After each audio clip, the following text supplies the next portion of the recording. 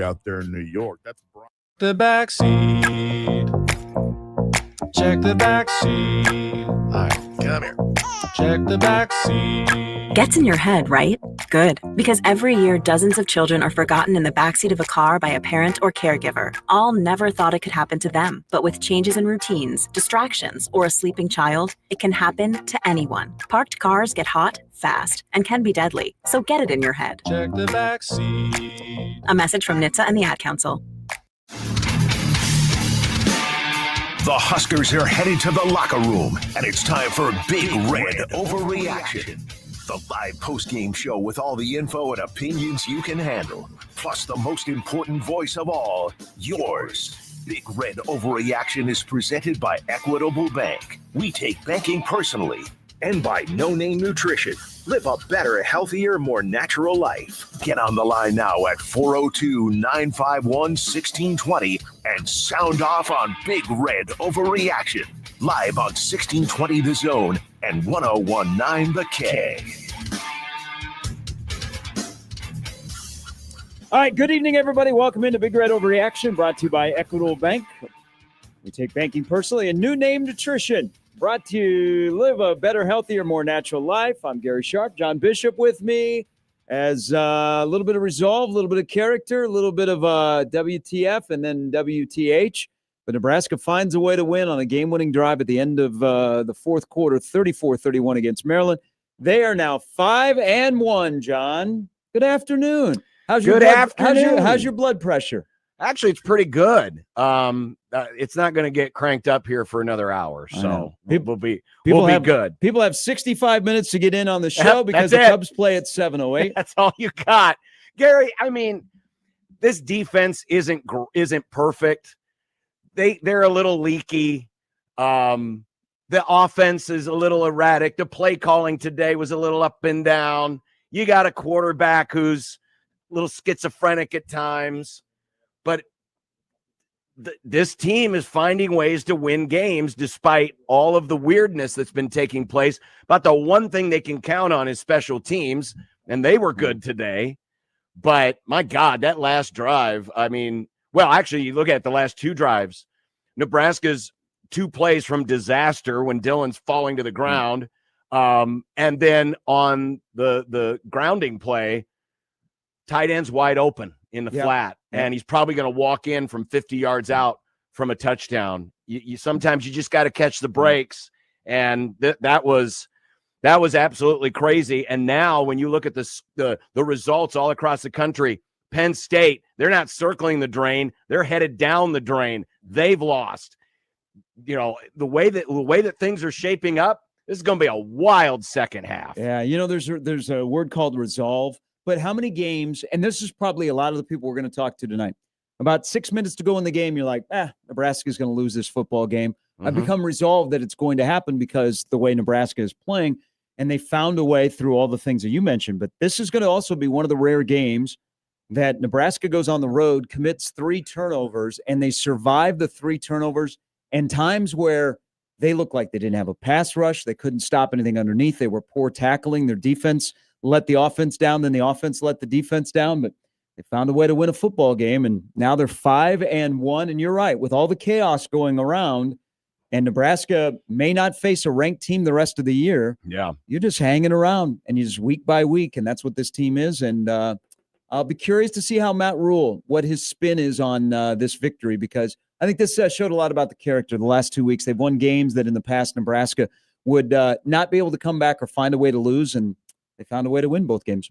You just mentioned it, Gary, the turnover margin. And Maryland did not turn the ball over today, correct? That is correct. All right, so they did finish -3. I'm gonna look back to find the last road win where Nebraska was -3 or worse in turnover margin. I mean, last year they were -4 against Indiana. We all know what happened in that game. It was Rutgers. It was Rutgers in the COVID year, which was kind of an ugly game anyway. But honestly, Gary, turnovers aside, the special teams made it possible to make up for those turnovers. I mean, Maryland comes back, takes the lead after the first bad pick by Dillon, and immediately you get the big kickoff return. Then you get the penalty by Maryland on the ensuing kick after Nebraska scores on that drive. I believe they got another penalty on special teams. Mike Eckler's unit is making up for deficiencies in other areas, which I didn't think was possible. I mean, I thought they would be better at special teams. I didn't think they'd turn it completely on its head, but they have. And like I said, that's the one thing that you can bank on with this team right now. Everything else is a little bit hit or miss. But as long as your hits are bigger than your misses, and that's really kind of what today was about, Emmett Johnson, I'm gonna go ahead and change my tune. I've always said that Emmett Johnson he's a good second team running back, but today he showed me he is a good first team running back. I agree with you. And he's been fantastic today. 2 years ago, I said he was not a Big Ten running back, and I still have been like, well, is he a good number one running back? Mm-hmm. Today, 21 carries, 176 yards in his video game run of 50. Just to add to the chaos, Indiana is going to beat Oregon. They're in the victory formation. They're up 10 in Eugene. Get ready for a lot of Signetti. But one quick thing before we get to the callers about special teams, and it was early in the game. The Kenneth Williams kickoff return right after Maryland had scored another touchdown, and you could feel the game shifting. Mm-hmm. And now, Kenneth, run to the corner, man. Run to the corner, not down the middle of the field. But they got the touchdown then. That was the pass to Raiola that Lindemeyer made a great catch. I mean, look at Harburg made a great catch later. Tremendous catch. Nebraska might be the best first and fourth quarter team in America that takes the second and third quarter off. Yeah, you're right. And you talk about, those the catches, but the throws by Dylan as well. He's rolling out. Looks like it's just a throwaway ball, and he doesn't give up on the play. Again, Dylan was up. When he was up, he was up. When he was down, he was down. And as long as you can stay poised, and that's probably the biggest takeaway from tonight, Gary, is that Nebraska still, despite the helter-skelter nature of this game, did stay poised in the key moments to do it. They finally got pressure on that last drive, which essentially forced the grounding call, and that took Maryland really out of a realistic chance of scoring. You find ways to win, even when you're not totally at your best. And that's what they did today. And they've really done it now 2 weeks in a row. Yeah, Dylan threw 4 touchdown passes, threw 3 interceptions. And Nebraska wins in a game that their third down defense also was a little leaky, 7 of 15. But at the end of the game, they made stops. All right, we'll go out to College Park to hear from Matt Rule. But let's hear from all of you. 402-951-1620 to get in on Big Red Overreaction with John Bishop on Gary Sharp. Bill has been in. When Bill got in, Nebraska was behind. Yep. All right, Bill, you kick off a victorious Big Red Overreaction after a 34-31 win. Yeah, when I called, I thought, okay, we're going to lose this thing. Mm-hmm. And I used to live in Omaha. I'm in Franklin, Tennessee right now. But, you guys said it all. I can't say more than what you have said. I think the key thing for me, we got problems with the offensive line, the defensive line. We missed tackles. We were out of position. We throw interception, whatever. But the bottom line is they had resolve. They hung in there. They didn't quit. They didn't, a year or 2 years ago, folded and it would have spiraled down. I got to give them credit. I'm very impressed with that last drive. So, that's a good thing. We wanted a one-score game, and that's what we want to do. Congratulations. They did a great job. You guys are doing a great job of analyzing it. So that's all I have to say. Thank you, Bill. Thank you. We just got started. Yeah, here is Wes. Good evening, Wes. Hey, fellas. Wow. What a performance. What a game. I'm going to have a quick couple points here. I think that Dylan falling down there in the last drive when he made that throw out to the left boundary line there, that was just a heck of a play. Dylan really won me over in the Michigan game. He is a heck of a quarterback, heck of a guy. Emmett Johnson ran the ball like a demon today. I mean, it was beautiful. And with the 3 turnovers and still, being able to win that game, it's unbelievable how far we've come. We still got a ways to go. And finally, the special teams game, like you guys said, I mean, it's phenomenal. The best we've seen in probably my lifetime. I'm 33 years old. So thank you, fellas. Hey, thank you, Wes. Thank you. Yeah, hell Yeah. of a game. Yes. Hell of a game, boys. you Go know- Big Red. Hey, Gary, on that play where he's talking about when Dylan's falling down, Yeah. remember the rush end comes free, and then at the last moment he realizes, oh crap, Emmett's cleeking out into the flat. I got to go back and cover him. I almost think I'd have to look at it again, but I almost think Dylan, I'm not saying he was bailing on the play, but I almost think he saw him come free, and that's why he stumbled backward and then had the wherewithal to realize he's got Isaiah one-on-one down on the left side and just threw one down the field and threw a dart. Again, I'd have to watch it again, but I almost think he was caught off guard by that rush end coming free. yeah, you know, and speaking of that, I want to throw this in there because it's probably going to get lost when we talk about how wild Sure. this team is. The offensive line, they've got some flaws, but the offensive line, for the most part, played really well tonight. I mean, they had 450 yards in total offense. Dylan got sacked one time in this game. So the offensive line, when they had to, they played well. But I was thinking about this, and you and I think we're historians of Nebraska football. Can you think, going back, the last time Nebraska had a game-winning drive? Like at the end of a game-winning drive. Last one I can think of was Purdue in the last season of Mike Riley, 2017, when they scored with like 20 seconds left. That's the last one I can think of. Yeah, Stu Where it Monty's flipped. going to have to update his list.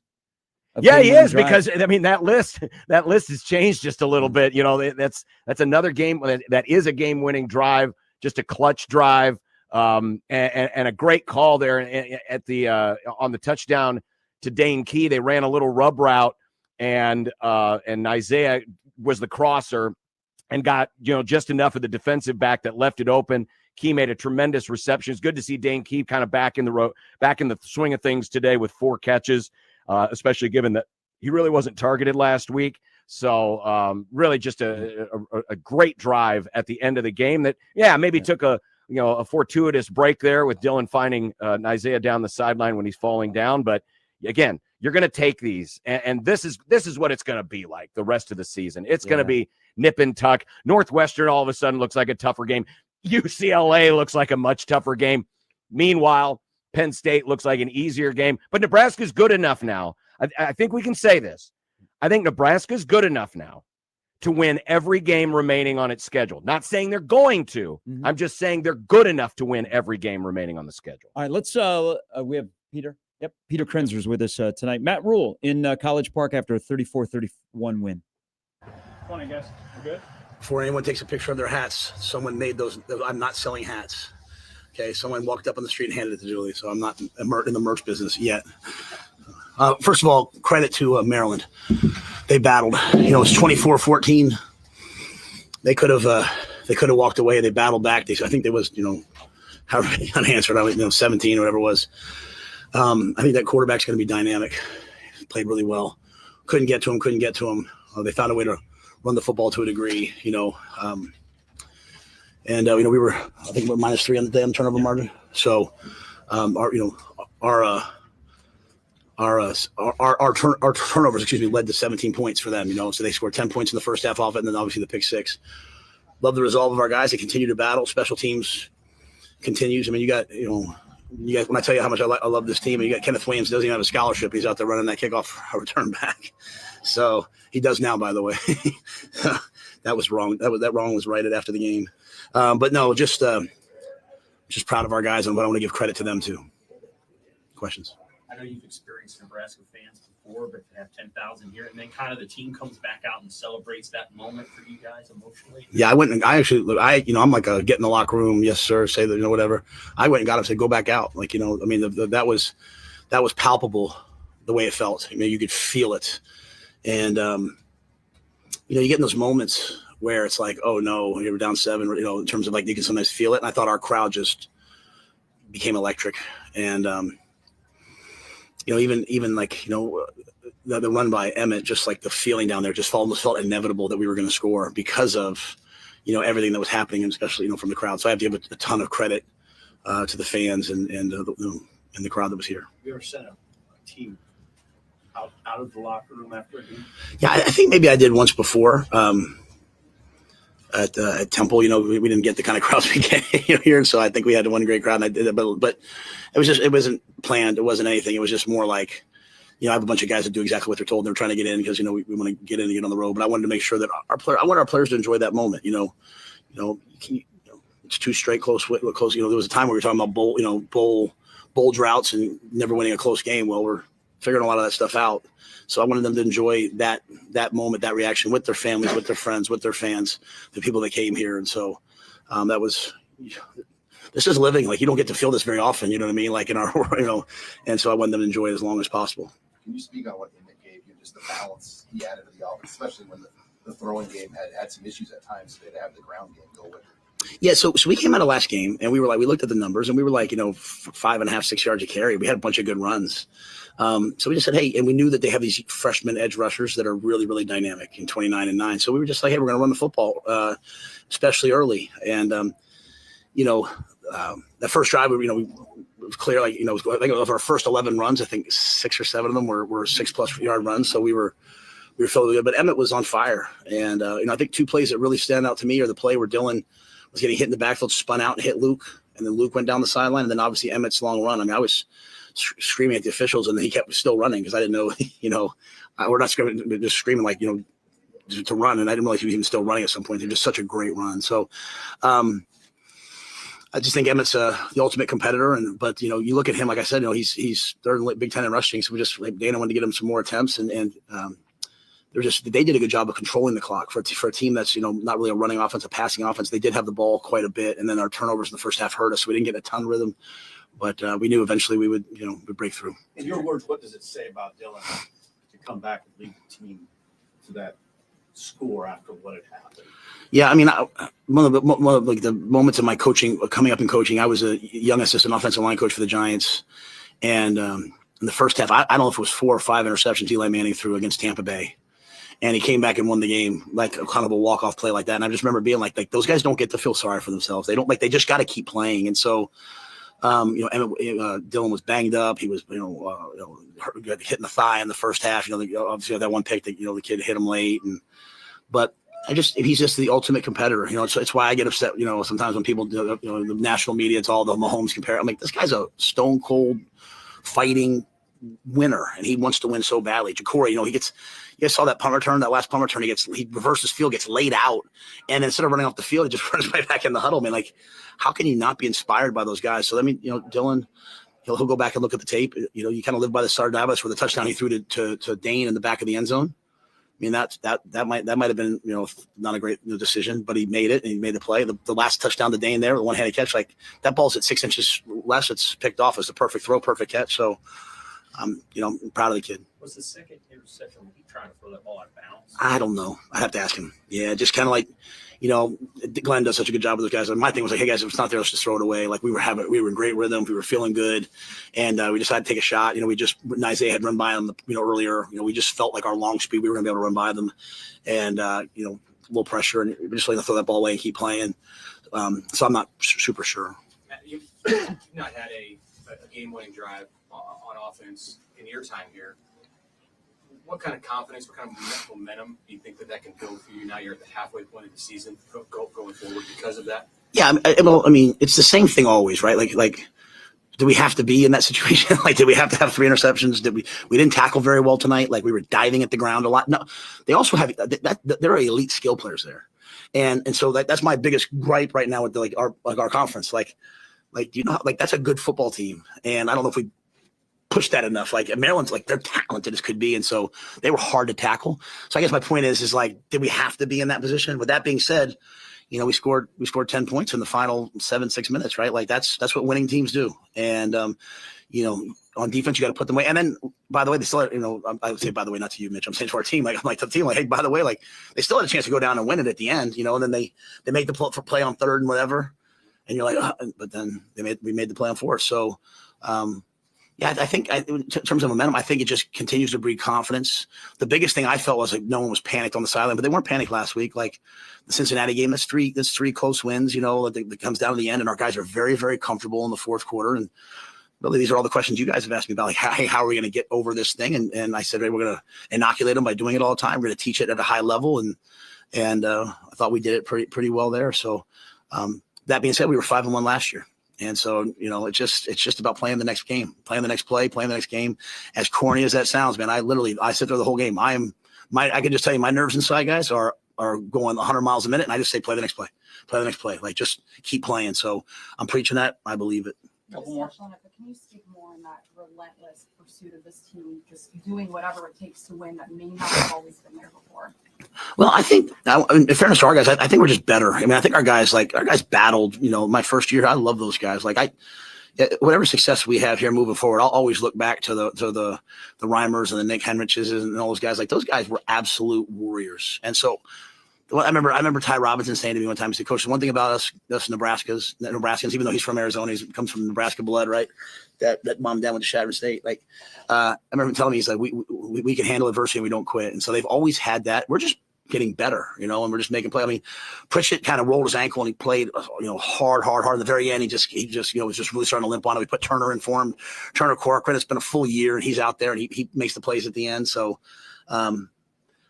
if I could say one last thing, I think, the offense and the defense, I think they support each other really well, and our special teams continue to come through. Even at the end of the half, it's sort of a shame we took that sack because we got the ball to the 50 at the half. We could have probably kicked a field goal. Back-to-back weeks on the road, short week next week. How do you kind of attack what's next? You don't have a lot of time to really think about this.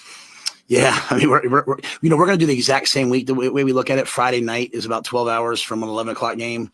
So we'll do the exact same game week. Like we'll practice on Sunday. We'll take Monday off. We'll do Tuesday. We'll do Wednesday. Just Thursday morning, instead of practicing, we'll walk through. And then Thursday night, we'll head up to Minnesota. I mean, the travel here we came on Thursday night. It was first class, absolutely first class. The hotel was elite. One of the best bus drivers that we've ever had. But, Thomas, Susan, everything was really, really, really important here. And I think that shows up in the fourth quarter. Like, when I say those things, like I want our guys to understand, like, hey, the reason why we eat well, the reason why we do all these things is so that in the fourth quarter you have energy to go make the plays to win. It's not for anything. It's not to be entitled. And I thought we had no distractions. We took our guys to a sauna and a cold plunge place. And the owner afterwards told Mitch, he was like, it's the best group of people we've ever had come through here. And so that's not me. That's Sierra. That's, I had asked the high school, we went to walk through at a high school. I had asked the high school coach if the DBs could stay longer because they wanted to get individual drills on Friday. And the culture of those guys is outrageous. And so we'll have to do that this week, though, because Minnesota's a really good team. It's a tough team. It's a hard place to play. It's been a while since we beat them. We're heading there. It's a game that we're going to, obviously, Julie, my wife, Julie, there, she lost her mother, Donna, to breast cancer. And my mom, my mom, Gloria, had breast cancer. So it's something we're very, very, very passionate about. And, we're going to it'll be a breast cancer game this Friday. We partnered with Minnesota to do it. So, but we'll have to muster a lot of stuff, because this was obviously took a lot out of us. Is there anything else you want to say just about the playmaking? Like Heinrich with the catch on the sideline there. What a catch. And Dylan, too, I think he's falling down when he threw the pass to Hunter on the last drive. Like, you guys stepped up and made plays in the fourth quarter. Yeah, I mean, and you go back, even Isaiah at the beginning, right, taking that same screen to the house. I mean, you just, you get rid of the 3 turnovers. But again, we're going to have, you want to make those kind of plays. Sometimes they're going to make plays too. The ball's going to get intercepted. But so good to see like Luke make the play that he made, Heinrich make that was an unbelievable catch by Heinrich, unbelievable catch by Dane Key. And so, you watch us play, like the Keel's rotating in, Keelan Smith's out there. He's rotating in, Cortez Mills out there. Quinn Clark, we trust them all, and they all got to go play. And so, like I said, Kenneth Williams with the big kickoff return, Isaiah Mosey, they had him a 2nd and 20. He makes a great run to get us, in decent position. So it's just kind of the mindset of Dana, like, hey, just we're gonna put the ball out there, and guys have to go make plays. That's Matt Rule in after Nebraska wins 34-31. Thoughts, John, after what you heard the head coach say? I'm not surprised by any of it. I think he's very happy with his resolve. He thought they made a great decision to go out when they did. Again, this team is starting to take on a certain mentality that they're not out of these games. And there were a couple of times where it felt like it was the week prior against Michigan State, where the whole world is against them. And we mentioned it earlier. The defense wasn't great today, but they did get the stop on Maryland's second to last drive when they absolutely needed it on 3rd down. And did so, by the way, Vincent Shavers, did he ever come back in, by the way? I don't remember. I don't remember seeing him come back after he was helped off the field. Yes. So and McCullough came back in after he got hurt early on, and he had the big pressure. near the end of the game. Just, again, they're finding ways, and that's what you have to do at this point in the season. A perfect game is out there, but this team doesn't have to play it necessarily to win. Yep. 34-31, Nebraska wins another close game. They win the first time back-to-back road games since 2006. They're 5-1. Quick note from Penn State, Nebraska's opponent on the 22nd of November on the road, Drew Aller is out for the year. Got injured at the tail end of the Penn State Northwestern game. The Northwestern won 22-21. Drew Aller out for the season. All right. We got a lot of phone calls to go through, and you can join us on the Jay Stinnett Contracting Hotline, 402-951-1620. That's your access to the show. John and myself will be back with more of Big Red Overreaction after this.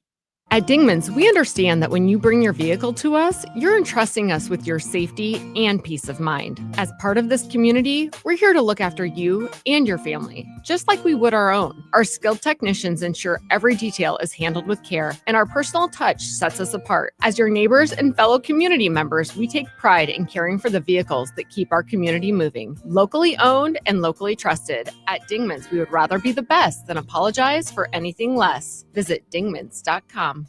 Sunday morning is all about church, bacon, and the Sunday paper. Right next to church and bacon, Sunday's made for hot takes and reactions on Severe Reaction. Join me, Michael Severe, Sunday on 1620 The Zone with Severe Reaction from 8 to 10 after every game. What went right, what went wrong, and an honest take on what happened on game day. We'll also take calls from the most important voice of all, yours. Severe Reaction, Sunday mornings from 8 to 10, powered by Equitable Bank. We take banking personally, and by Nebraska Medicine, together, extra.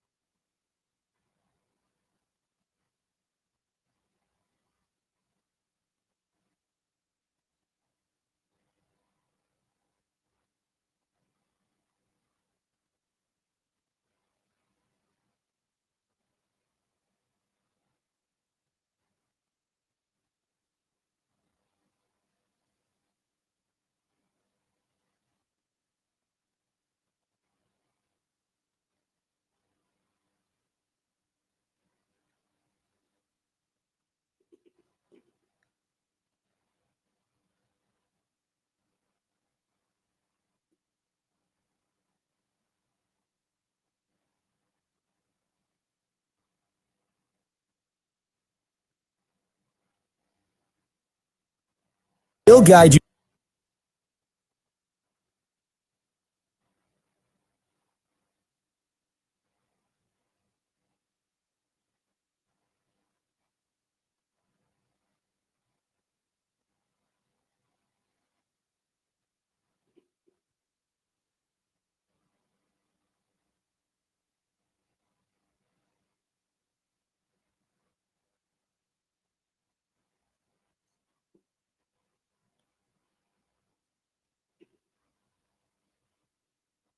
All right, welcome back into Big Red Overreaction. After Nebraska rallies to win on the road at Maryland, 34-31. This fine show is brought to you by Dingman's Collision Center and Mechanical Repair. Also, Prairie Flower Casino. Play longer, win more, and Peerless Energy Systems, your local compressed air system experts. Hello to everyone on 101.9 The Keg and 1620thezone.com. Along with John Bishop, I'm Gary Sharp. Back to the Jay Stinnett Contracting Hotline we go. Here is Jim. Jim, thanks for holding. Welcome.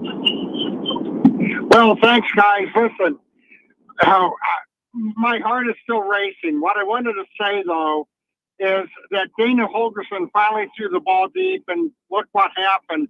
But you have to give the guy credit because he's the one who discovered Emmett Johnson as a third or fourth string running back when he stepped in last year.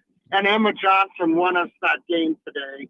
And he put on one of the greatest performances any Nebraska back has put on in probably the last 15 years. That's all I've got to say, guys. I love your show. I'll talk to you later. Jim, thank you. Thanks, Jim. Let's talk to a guy that used to be part of the Nebraska football program. It's Espen. Hello, Espen. Hey, guys. Thanks for having me on. I'm glad that we won a close game again. There was a lot of people talking crap on Dylan. I want to shout out my friend Jake Richardson. He took the week off from his furry convention. He wanted Latif to play the whole time. I'm glad we kept Dylan in. He made some bad mistakes, but in the end, he drove us down the field and we won the game. I'd also like to take some credit here because I took the live line for Michigan State last week and Maryland. I'm a horrible gambler, and we still win these games. Thanks for having me on, guys. Espen, thank you. Good betting. Good betting. Yes. Do you how many people are buying tickets to the Dylan Raiola career roller coaster at Nebraska? You better, because it is going to be a roller coaster. I mean, listen, all we can ask for is that his second half this year doesn't mimic the second half of last year. And while today there was some elements of what we saw, bad Dylan, on the pick six, I thought Jake Budd did a good job of kind of pointing out that the route maybe wasn't run quite right, and Dylan maybe was expecting more of a straight comeback route. So certainly, while the picks don't look good, sometimes they're not always all on the quarterback. I can hear Kurt Warner in my head right now. He preaches about that all the time, that not every pick is on the quarterback. And yeah, he had his moments of what, but man, that last drive he had tremendous moments, and those throws at the sideline again, and maybe hopefully, Gary, this will be something for Dana to look at moving forward. Dylan on the run, rolling, is a good quarterback. I mean, he threw two absolutely beautiful passes right there at the sideline. His receivers made great plays, no doubt. But I think if they roll him a little bit more, that's another way that they can keep the pass rush off. Yeah, I agree. Rolling him to the right, he looked more comfortable. He didn't have to think as much. It was more of a quick thinker instead of standing in the pocket and going through his reads. And he looked a lot better at throwing the football, like he was throwing darts, rolling out the pocket. But it's the roller coaster. I mean, I think, I think the deep ball idea being in his repertoire needs to be put in the back pocket for a little bit. But I agree with you. Rolling him out of the pocket, he looked so much more comfortable. And Nebraska seemed to have a little bit more juice offensively when they would roll it. All right, back to the phones we go. Here is Andy. Andy, good evening. Hey, what's up, guys? That was crazy. This is a game we've normally lost. That TTD, pun intended. I think when it happened, I think all of Southern California heard me shouting. So, but I'd like to congratulate Dylan Raiola. He accounted for 51 points tonight. I see where you're going. And I think Emmett just became a second-round pick. Oh, okay. So, take it easy, guys. Andy, have a good one. All right. Nice, Andy. Yes, there was a point where Dylan accounted for 17 of Maryland's points. Yes, they did. Yes, they did. There's plenty of stuff to talk about. I was just going to make a comment about the play calling in this game, how it differed from like quarter to quarter. Yeah, it did. And you talk about up and down games. I thought Dana had a very up and down game today. There were times where, hey man, these were tremendous play calls. I think that screen that they have with Isaiah that he scored on last week and scored on this week, that needs to be more of a regular routine. Still can't get the ball to Ja'Cory Barney as much as I would like to see. Now, maybe some of that was Maryland. I'd have to rewatch the game. And certainly, I think there were times they got away from Emmett when they didn't need to. Still only 21 carries tonight. So I still think there's carries in the bank. Well, and there's another, Emmett had a big night, 21 for 179. And you could say, well, they ran him and the play design. This is quite simply Emmett making plays. Emmett Johnson made plays tonight when he had to make plays. And when it felt like it was going south, Emmett makes the big 50-yard run. All right, here is Eric. Good afternoon or good evening, E. He is gone. Call back. Here is Alvin. What's up, Alvin? Good evening, gentlemen. Thank you for having me. Love your show. I think Maryland's quarterback's better than Michigan's. And I'd like to know what you guys think our new floor and ceiling is for the season. Thanks a lot. Ooh, Alvin, thanks for the phone call. I wouldn't go that far, though. I think Washington's pretty doggone good. They ran him a little bit more today than they have been, at least on a couple of designed runs and a couple of scrambles. I think, though, considering who they're playing, that there's a reason for that. He certainly has better touch than Underwood does right now. I think Underwood certainly is a better runner. It's going to be fun watching these two guys come up because, obviously they both have the pedigree. I liked what I saw at times from Washington. His team, man, I don't know how many drops his receivers were credited with tonight, but that was a big problem coming in, and it hurt him a couple of times. Yeah, they tonight. had 21 coming in. Also, another thing that hurts them is they play through the whistle. That's one thing. Give credit to Nebraska. So Nebraska, they held their cool. Key took a big hit. Raiola took a big hit. Yeah, Nebraska didn't retaliate. I mean, that's what Maryland wanted to do. Maryland plays through the whistle. And some nights they're going to get it called. Some nights, no. I thought this officiating crew did a better job of calling the stuff that was being called.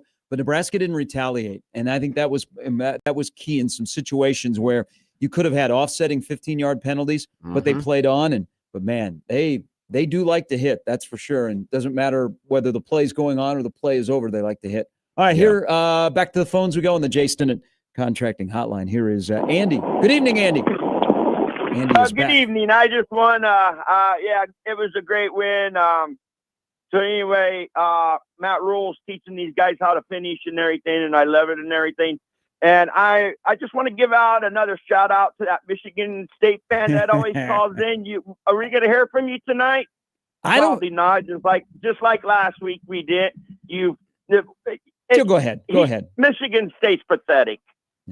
Yeah, what happened, Andy? They got beat 38-13 today, right? Yeah, I saw that. Yeah, I've been at home all day watching football. Yeah. I was, I thought Oregon was going to take Indiana, but I will admit Indiana's pretty darn good. Yeah, that was an impressive win on the road, man. I thought they totally outplayed Oregon, even though it was only a 10-point game. Honestly, if you take away a pick six, or Indiana might have had that one salted away a little bit earlier. They really played well today, and so we have to now reevaluate who the top of the conference is. Ohio State, Indiana, Oregon's still not bad, but there's Indiana's real. They're legit. That's a road win. They won by 10 in Eugene. Mendoza and Surratt are only great the combo. second loss too for Lanning at home. Yeah. Big Red Overreaction after a 34-31 win by Nebraska at Maryland is brought to you by Equitable Bank. We take banking personally, and No Name Nutrition. Live a better, healthier, more natural life. The life of a Nebraska fan the last 2 weeks has been, I hope you have some medication. Let's go back to the phones. Oh, another Andy. We are on a roll tonight. Hello, Andy. Hey, what's up, guys? How you doing? So good. Good. Calling from Lake Tahoe up here in California. Nice. Yeah. Hey, guys. Hey, by the way, you're my favorite. I'm 6A to 6P out here with you guys.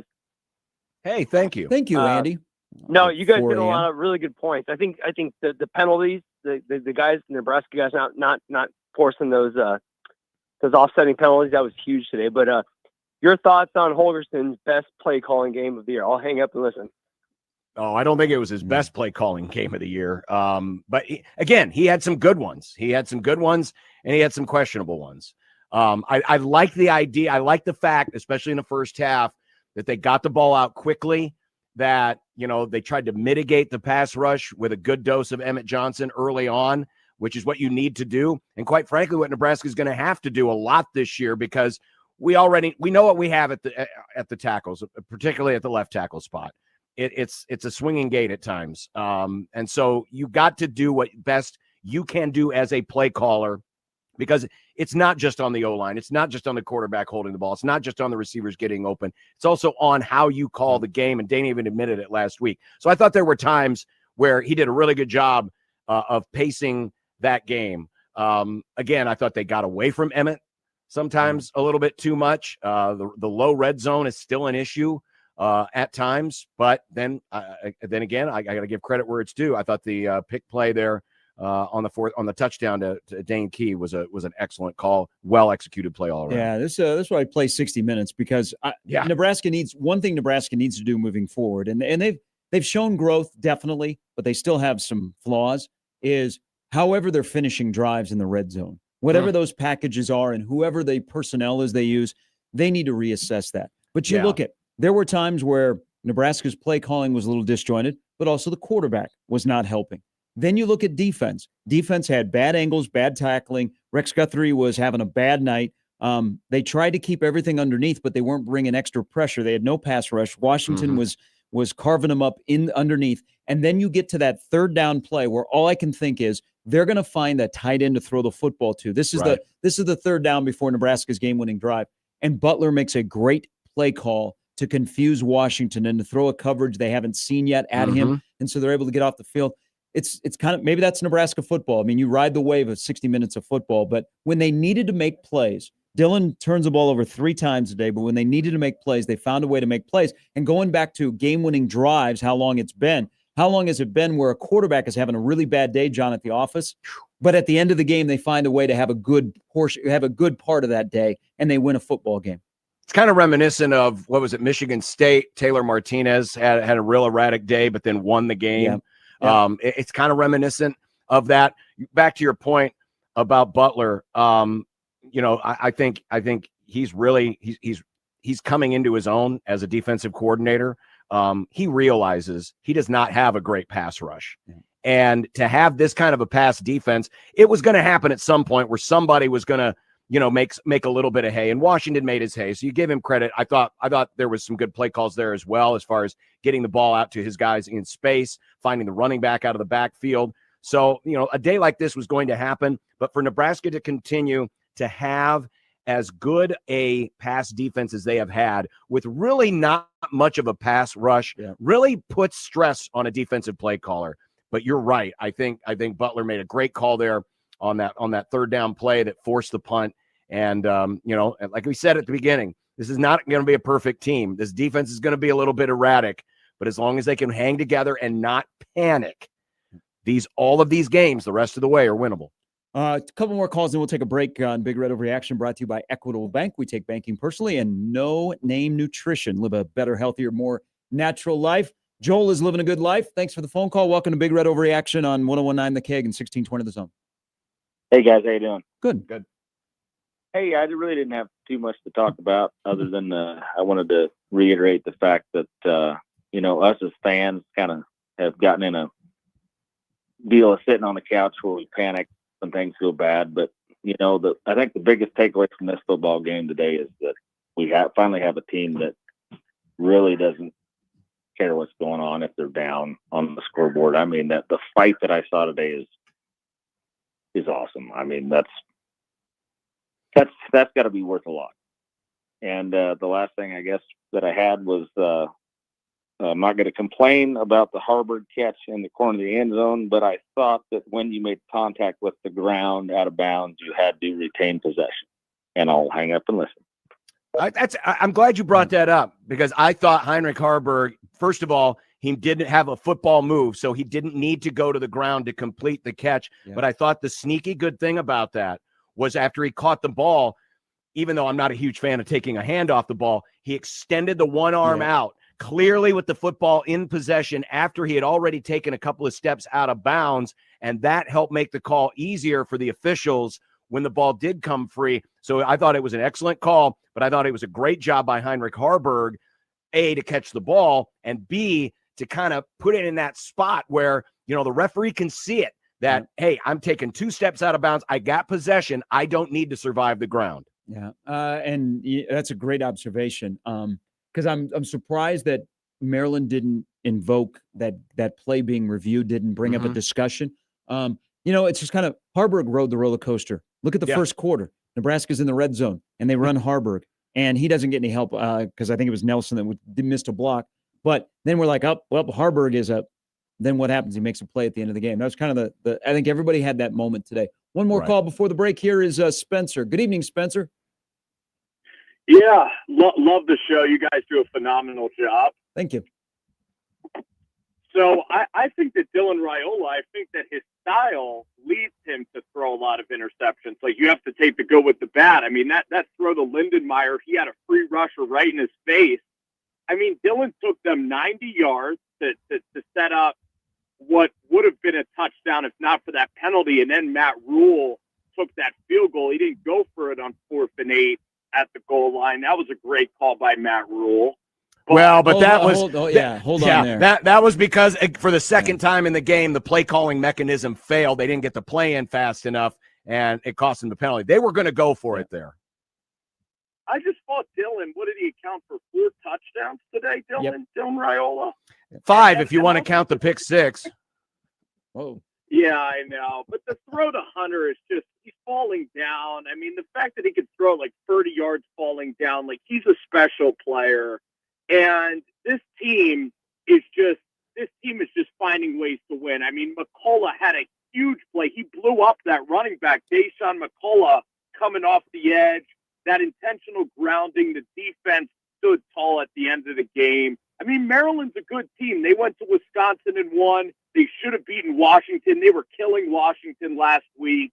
I mean, this Big Ten, every team is a decent football team. Even UCLA is going to be a tough game at the end of the year. So you rack these up, you go to Minnesota with a ton of momentum, guys. Yep. Spencer, thanks for the phone call. You know, another interception that now we can look back and it didn't hurt Nebraska, but it was a momentum swing is, you know, and Rule was asked about it after the game, if he was throwing the ball away at the end of the first half, what he was doing there. Now, he got hit as he threw it. That's where there was a 15-yard penalty and he limped out of the game. But there's tendencies where Dylan turns the ball over at the worst possible time, but then he turns around and makes plays, which you could think, okay, here comes a pick. He's going to throw a pick on that final drive because he's going to try and get too cute. But instead, he makes a great individual play. It's a roller coaster. He's a roller coaster, and it's kind of like when you get done, it's kind of a fun ride, but you know that you're going to go up, you're going to go down, you're going to go sideways, all during the course of a game. And you just have to accept that, I think, when the game starts.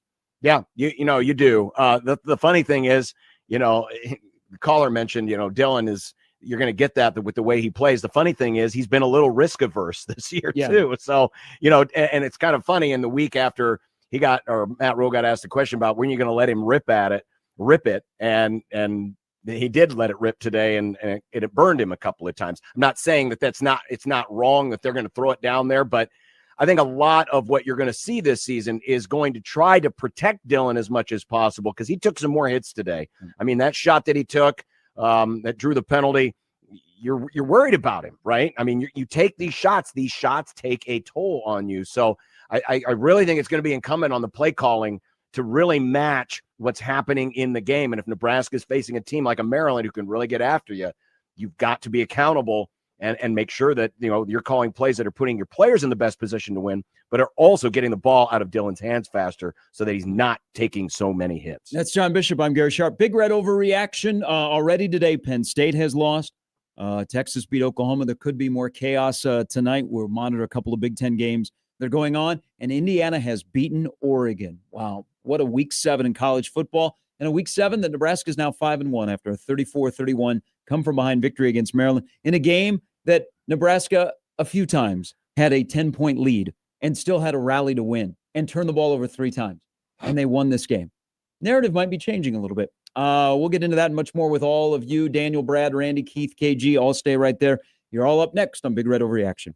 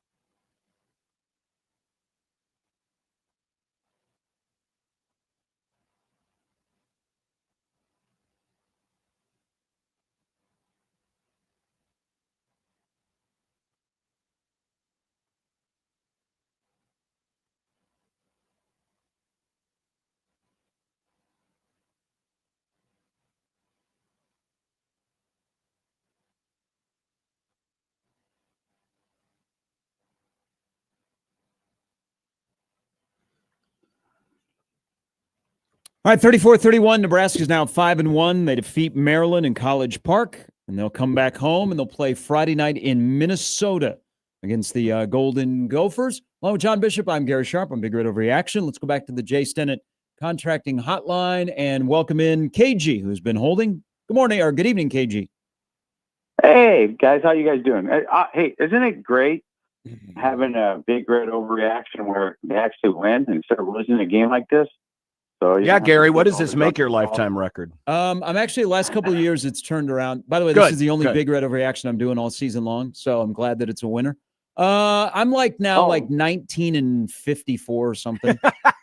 Yeah, we had a listener 2 years ago. You're like the Rockies or the White Sox in the second half. Yeah. Well, I mean, there was a stretch where I lost 17 in a row. So yeah. Oh, that was bad. Ooh, boy, that's tough.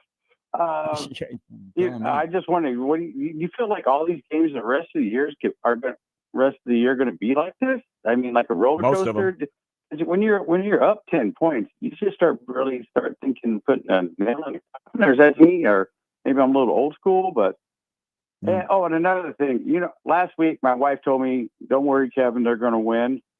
Then this week she told me to. She goes, "Hey, they're going to win." So you know what it's like? Have to tell my wife that she's right. You know what? It's just. Oh my God. Why are you complaining? So I got to hear this from now on. You know that, guys, right? I got to hear my wife say, "I told you so. I told you so. I told you so." She sounds like a smart woman. Take care of her tonight, all right? Go get yourself some. I sure will. Yeah, you guys have a good show. All right, we'll talk to you later. All right. Thanks, KG. You brought this up earlier, and this is, Rule keeps bringing up you're going to be in close games, and I'm now convinced that Nebraska won't be a step on the throat team, because there was an opportunity early in this game when they were up a couple of scores to step on the throat, and they either not built that way or they haven't gotten that mentality yet. So, I mean, I guess if you prepare yourself that you are going to be in close games, wins like tonight and last week help you change the narrative that you can't win these. But I would like some point where Nebraska does step on the throat and they go from being up 10, they're up 17, and then before you know it, they're up 24. Well, and again, and I'd like to go back to and analyze in the drives where Emmett didn't play the majority of snaps, how those drives did versus the others, because I would maintain that Nebraska only scored on the drives where Emmett was the main running back for most, if not the entire drive, which we knew is an ongoing problem, right? They're not going to develop, I shouldn't say they're not going to. It's going to be hard to develop a good number 2 running back the rest of this season when you're doing it midway. And I know they've got to give him his breaks, but I still think there's carries in the bank. I mean, this was only the second time this year he had more than 20 carries in a football game, and he only had 21. And I think there were times, we talk about stepping on the throat and you think, oh, we got to go for the big play. We got to go for the bomb. But when you're running the ball at 8 yards a clip, you just got to stick to it sometimes. Yeah. Also, Nebraska won a game today that they gave up 17 unanswered points in the middle of the game. Here is Daniel. Good evening, Daniel. Daniel? Hello, guys. Hello. Yes. Yes. You're on. Sorry. No, you're good. Thank you. I had to turn the radio down. I give props to Indiana today. That game. They were good. 49 years they haven't beaten a top 5 opponent. I think you called the wrong Big Red Overreaction. No, I'm a diehard Husker, but okay. Was flipping in between commercials, watching both games, and sure. And, what'd you think of the that's a Nebraska good win game, for Daniel? Indiana. Yeah, Indiana, nice win. Signetti's one of the best in the biz, and people are going to have to admit that. What do you think about the Nebraska game? Lopsided. I'm glad we won. Man, as a diehard Husker fan I'm 45. Grew up going to the games. My dad, we had South End Zone tickets, row 93. Remember cheering them Huskers, and we used to stomp people. It's not that way anymore. No, hasn't been. Yeah, for but a you know long what, time. Daniel? It's not like that in college football. No. When it's Power 4 against Power 4 anymore. Did it change Yeah. when we moved? Oh, moved to the Big Ten? I think the sport has changed. It's gotten a lot more equal across the top. The bottom teams in conferences aren't as bad as they used to be. Correct. Yes. I mean, UCLA was trending to be the worst Big Ten team, and now they've won 2 straight games. You watch Missouri is in the SEC, and they played Alabama down. I mean, that was respectable in Missouri. Well, they're I think Missouri Eli expected to Drinkwitz win is that a good game. coach. That's a pretty good program they got. Yep, Daniel. The days of they're- playing Kansas State and KU and stomping them are over. Yep. Well, I know. I recognize that, but all right. My long story short. Okay. Resilience. I love the fact that we can, and like even the announcers, a couple games now have like mentioned that on 3 years ago Nebraska would have gave up, and now we're looking like that we're tough, and everybody's pumping everybody up on the sidelines, offense, defense. Nobody's giving up. I love that. It's a good sign. Daniel, thanks for the call. Have yourself a good evening. Here is Randy. Randy, welcome to Big Red Overreaction with John and Gary. Hey, John. Hey, Gary. This is Randy. Watching the game. This is remind me. I usually listen during the week. This is to all the shows when I'm not in stupid work meetings. And this is everybody was talking about us as the touches for Emmett. That he wasn't getting enough touches. Well, and then we looked at the numbers last week, and he was like, he had like 40% of the plays went through him last week. We just only had 51 plays in the game, and his usage again today was about 33%. So it says, but you talked about the other running backs that nothing happened when they were in there. It says, and as you said, it's probably not going to fix anything, but it says, I saw a lot of holes there today, and if they keep on making those holes, against a decent Maryland, defensive line, I'm thinking it looks positive that they could actually, have a second back come in and maybe get some yards. This is if needed, but. Randy, thanks for the phone call. 23 touches of the 59 plays today, John, for Emmett Johnson. Yeah, which it's seems what we were expecting. Like before the year began. It is, but again, there were a couple of times I thought they could have stuck with it a little bit more, especially in that low red zone. I mean, they, the drive they didn't end up with the touchdown, ended up having to do the field goal.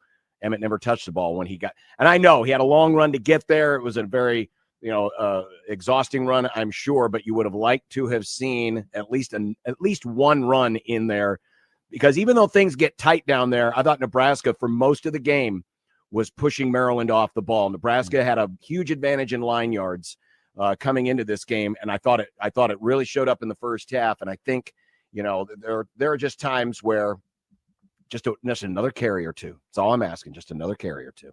Yeah, Mosey had the second most carries today, 5 for 24. It looked like they tried to establish him early in the game, and then Harburg had 1, Raiola had 2, and then they had a team rush. Here is Keith on the Jay Stinnett Contracting Hotline. Good evening, Keith. Keith is gone. Keith is already off to TBS. Keith, call back. Yes, the Cubs and the Brewers are about to play. The Cubs are going to have an opener, and the Brewers are going to have a closer start the game. Here is Brad. Good evening, Brad. Welcome to Big Red Overreaction. Gentlemen, thanks for your support, because I tell you what, Nebraska, the afterglow of a win has never seemed so down. This is kind of concerning, but good evening, gentlemen. I'm Brad. I'm the president of the Charlotte, North Carolina Chamber of Commerce. We're excited to welcome Husker Nation to Charlotte and our world-class Duke's Mayo Bowl. We proudly accept Nebraska's bid for the Mayo Bowl thanks to tonight's qualifying win. They got their 5th win. We are so proud of them, and we're prepared to take your reservations to our resort. This is the last week for code QB. There's a resort that does nothing but serve half mayo? off your hotel. Gross. Can you give that code? Give that code again, there, Brad. Yeah. What was that code again? 1-800-SLIME. Oh no, that code is QB SAC 402 to get half off your hotel stay at any Charlotte area hotel. Yeah, and we have another new code for free access to the NASCAR Hall of Fame.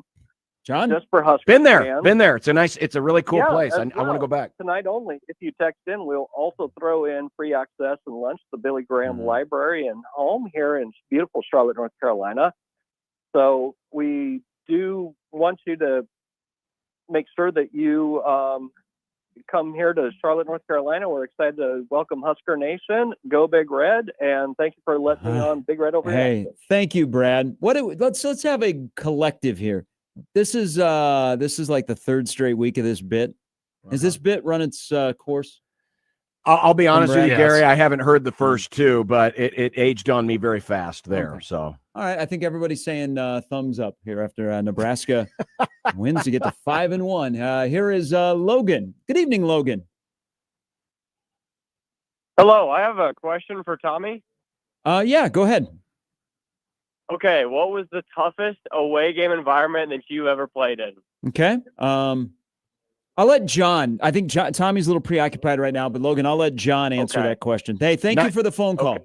1984 Orange Bowl. They were throwing glow sticks into our section at halftime. I'm just gonna maybe think from that call that is Tommy Armstrong on Big Red Reaction tonight? I honestly don't know. Okay. I'm not sure. John, that was I agree with that. That was a horrible atmosphere there. Yeah, it was bad. Somehow they found a way. It was bad. It was very bad. You know what? You know what was not a bad atmosphere was College Park. Thanks to all the Nebraska fans that showed up. You were heard well on TV and also on the radio. That was a bad look, but a good look for Nebraska going to the East Coast and playing because there were a lot of Nebraska fans there. I imagine that Mike Loxley is not very happy right now. Probably not. Visiting team kind of came into a stadium. And also, I was just thinking about this during one of our callers. Part of the game today, and again, Nebraska found a way to win, so you start to change the narrative a little bit. But do we all recall that there was one point during this game where Nebraska's defensive line was absolutely getting manhandled by Maryland at the beginning of the second half? Yeah. And Nebraska still won a game in which that happened. Right. Yeah, they recovered. They recovered. And I kind of thought Maryland got a little bit too lenient on the run on their second to last drive when they were trying to run the clock out. I thought, man, they just need to keep doing what they've been doing, some play action, get the pass out quick to Knotts, who had the most yards tonight. And because I didn't think it was sustainable. Even though Nebraska was giving up some yards and they were getting pushed around a little bit, I just didn't see it as being sustainable because that's just not what Maryland does. They're not particularly good at it, as USC just fumbled inside the red zone up 7-0. Yeah, okay, great. Allo is ahead of Cox. Oh, sorry. Yeah. Okay, that is good to know because our game is starting in about 3 minutes, so I will go spoiler free. Big Red Overreaction is brought to you by Dingman's Collision Center, mechanical repair, also Prairie Flower Casino. Play longer, win more. Matt and Jake went after Big Red Overreaction last week and went to Prairie Flower and had a good time. Peerless Energy Systems, your local compressed air system experts. A couple of lines open for you at 402-951-1620 on the Jay Stinnett Contracting Hotline. Here is Clay. Clay, good evening. Welcome to Big Red Overreaction with John and Gary. What's up, boys? How you guys doing? What's up with yourself? Kind of a nice night, huh? Ask me in like 3.5 hours. Yeah, true. I actually just hit up the golf range with my dad here and celebrating the win. Look, I just want to say this. Our team has found ways to win, and our team is growing in the right direction. Yep. And sure, they might have gave up a couple gash runs and stuff, but the defensive line's young. Offensive line needs to improve for sure, but we're finding ways to win. Our schedule is looking a lot more manageable, and looking towards the future, I think we're going to have a team, and that's all I want to say. Clay, thank you. That's not Thank bad you, to be Clay, able for to bringing back some sanity to the middle show. of October, be able to go to the driving range. So let me look this up real quick. So last 2 weeks, if you go by the first quarter, Nebraska in the first quarter in the last 2 weeks, 21-0. The fourth quarter of the last 2 weeks, 27-6. Incredible. And the 6 was in garbage time when you already were up 3 scores. Yeah. One more call. Here is Carl. Good evening, Carl. Hey guys, this is Carl. Carl, what's up? Hey, Carl. Let's go. What a game, boys. That Hunter touchdown had me spitting out my beanies and weenies. What a play. That's 2 weeks in a row that Hunter is just getting going. I'm proud of him. And after that that third interception by that Raiola, I was thinking of myself here up in Minneapolis is where I'm watching the game. And I thought maybe it was time for that TJ Lapeet. But his time will come. His time will come. Dylan pulled it back in, and I'm proud of them boys. This is a game Nebraska's been losing, and this time they came and they were a bruising. Go Big Red. Carl. Good night, y'all. Carl. Yeah. Thanks, Carl. Taters. Thanks Appreciate for it. the phone call. People were very excited when they saw that Dylan went into the tent, and then he was standing next to Latif, and Latif had his helmet on, and Dylan didn't. They're like, here we go. Yeah, the Teefies thought they were going to have their moment, but as soon as I saw Dylan came back out of that tent, I said, he ain't coming out of this game. He'll be fine. So, yeah. Sorry, Teefies, you're going to have to wait for another day. Based on the way these games are going, I don't know if there's going to be much of an opportunity for the backup quarterback to play unless bad things happen. All right, from here on out, everybody must talk like Billy Bob Thornton's character, Carl Childers in Sling Blade. McLean, Don, Tyler, and Mark, stay right there. We're going to go to break so Michael Bush can hit a home run here during the commercial. I like that, but remember, you're ahead of us here in studio. I will not spoil you. I will do my best to not react visually. Big Red Overreaction after a 34-31 win at Maryland, where Nebraska has won back-to-back road games. They are now 5-1 for the second straight year. It is brought to you by Equitable Bank, where they take banking personally, and No Name Nutrition. Live a better, healthier, more natural life. John in his home studio, me in the studio. It's Big Red Overreaction with all of you, and we're back with more after this.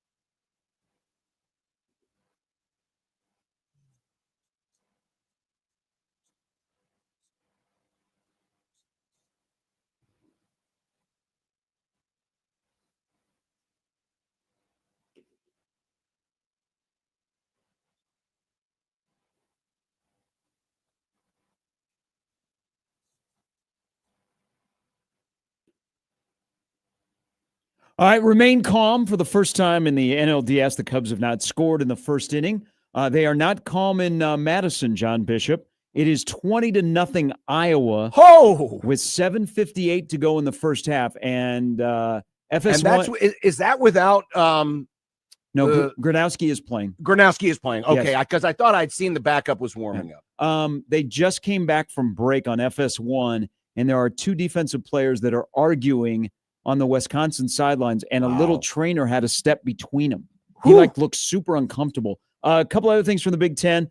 USC's up 7-0 after one quarter against Michigan. Purdue is leading Minnesota 7-0 with 2 minutes to go in the first quarter. Ohio State won on the road in Champaign, 34-16. They did give up a touchdown. Don't know about Matt Patricia.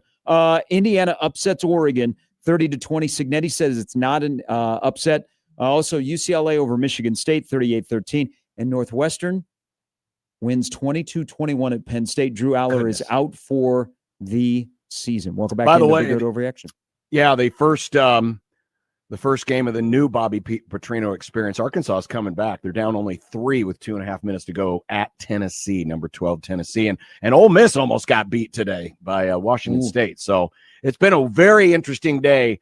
That scoreboard, by the way, brought to you by Prairie Flower Casino, Peerless Energy Systems, and Dingman's Collision Center and Mechanical. And Nebraska is 5-1, 2-1 in the conference, if you're wondering, as some teams are 0-3. Next up is Minnesota on Friday night. Back to the Jay Stinnett Contracting Hotline we go. It is Tyler. Good evening, Tyler. Hey, guys. How's it going? Good. Good. Hey, I called in last weekend. Connor Happer, he said he didn't like, Emmett Johnson about running the ball. Emmett Johnson gets his yards every time, period. And I've said that from the beginning. MJ gets them every time. And Raiola and Dana, I said it last week, no matter what, I'm going to count on those guys every week. And this is what a dub sounds like right here. Beautiful. It didn't come across on the radio. Were you opening a beer?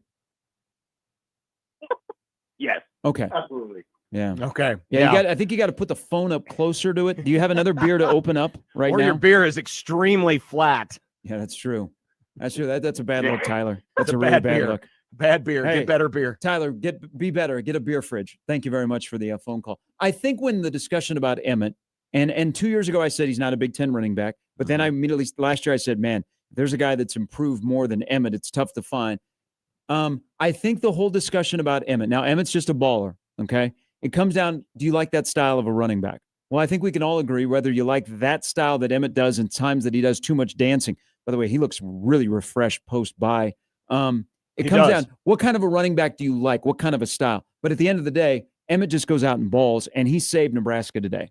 Absolutely, he did. He was the best player on the field, and I know Isaiah had a huge game, receiving-wise, but when you look at the importance that Emmett has to this team, the wins above replacement for him is probably the highest on the team, even higher than Dylan's at this point, because the drop-off between him and number 2 is quite stark. I mean, Emmett made plays tonight. He made a couple of different runs. The 50-yarder is going to go in his, senior day highlight reel, but he did it all game long, and give credit. You said it earlier, Gary, give credit to the offensive line. The run blocking was good today. The run blocking was really good today, and I like some of the runs that they ran with some G scheme and some obviously the zone that they usually run. Here is Mark. Mark, welcome to Big Red Overreaction with John and Gary. Yeah, hey, thanks, guys. How's it going? Good. I guess my concern, I try not to pick on things from a victory, but what's going on with our punter? Because that might come in handy. I'll hang up and listen. Okay. So this is where I think Archie is with punting the football, and he only punted once today for 20 yards. Do you think, John, and this is just my theory, I'm not looking for you to agree, but you certainly add to this, and maybe we're on the same page. I think in his mind, he's thinking directional punt and where to drop it, that at times it comes back to hurt him. Because it kind of got lost, but that was only a 20-yard punt. It set up Washington, it set up Maryland with some really good field position at the 38-yard line at the time. I think he's probably in his head thinking, okay, I got to drop this at a certain spot. And that one certainly was one of his poorer punts of his career. It certainly could be. Last week, I give more of the blame to the wind. And I mean, because the wind held up both of those kicks. Today, I mean, that was his only punt today, right? Yes. So it's not like he had too many opportunities. And you might be right. There might be times where he's trying to be a little too precise, where sometimes you just got to, dare I say, rip it. So I'm not going to wave any, yellow flags yet. At the situation, but certainly it's worth watching because last week was a struggle, but last week was a struggle because of the elements. Today, elements weren't at play, and he didn't have a good hit on that one. So, I trust that, listen, in Eckler we trust. I trust that he's going to know what to do in that situation. He'll get coached up, and we've already seen the talent that he has with his leg. It's just, you still got to get used to playing American football. This is only his sixth American football game. So it's going to take some time. And fortunately, they haven't had to use him that much. Yeah. You know what? One other thing, because we talked about the Kenneth Williams kickoff return. Barney, so the final punt that is Nebraska's game-winning drive, man, Barney was close to breaking it. If he gets away, if he escapes that last tackle, he's got a lot of room to run. But let's also, isn't it comforting that Nebraska has a place kicker that whether he's kicking a 43-yarder or a 27-yarder, we don't really even think twice anymore.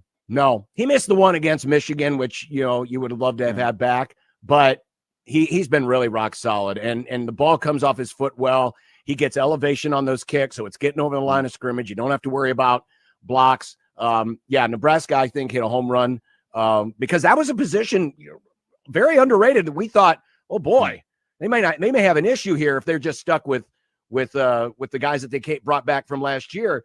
But Kunanen has been really, really good, and he'll make another big kick for him this season. And especially in these games that are going to be close, I don't worry when he's out there. I used to worry when Nebraska sent the place kicking unit out there. I don't really worry much anymore. I would go up to the head coach and I would say, hey, coach, opening drive, we get into the red zone, it becomes 4th down and short. How about you just trust me and we go up 3-0? That would just be what I would do as a kicker, but I'm not a kicker. Here is McLean. McLean, welcome to Big Red Overreaction. McLean, call back. That's a great name. I want the backstory. Here is Kai. Good evening, Kai. Hi there. Love what you guys do. Love tuning in. Appreciate it. Just wanted to go back to Emmett and talk about how watching him dance just reminds me of Abdullah. And it's just so much fun to watch him go.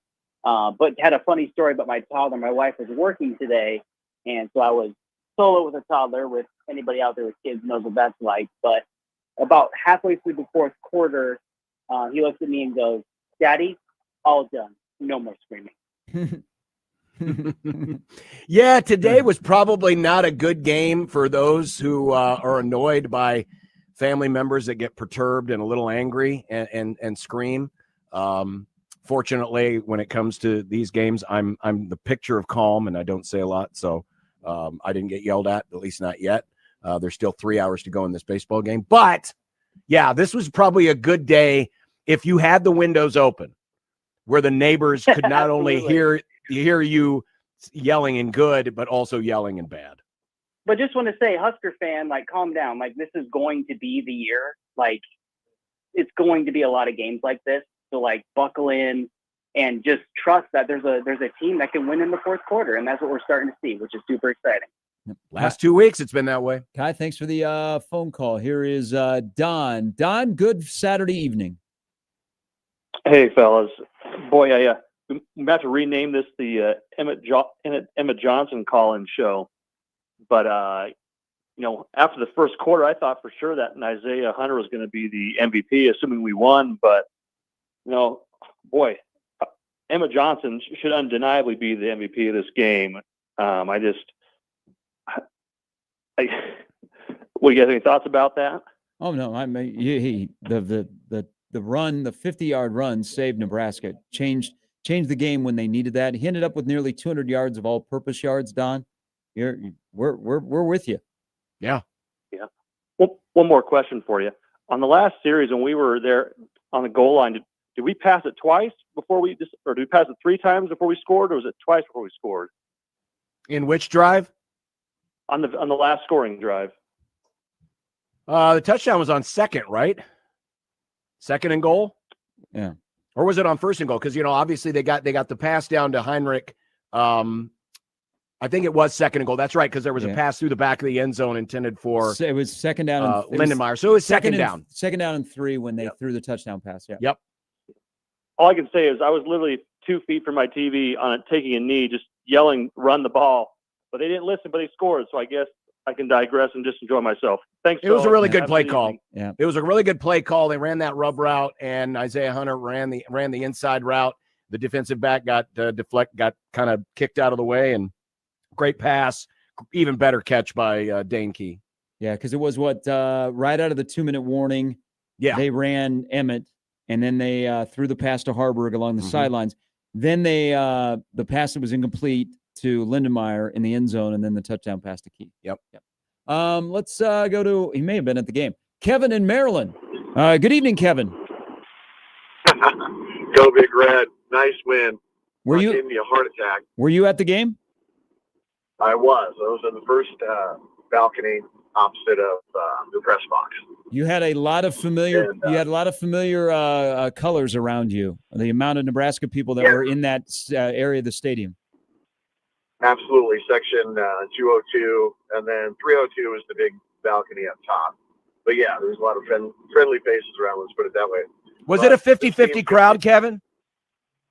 I have well, I tell you what, I don't know to give you a straight answer, but the way our fans responded, especially later in the game when we needed to get loud, the crowd did get loud, and it overtook the stadium. However many Nebraska fans You could tell were on there, television. I don't know.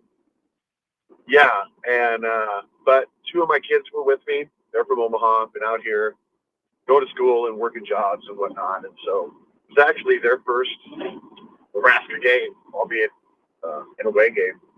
But it was pretty grim for a while, especially 3 picks. But it was like a prize fight somehow, where Nebraska just found ways to keep bouncing back and making not just good plays but big plays. I don't know. Maryland came to play. Maryland's a good team, and it seemed that they were going to sort of take it over by running the ball and maybe wearing out our defense and whatnot.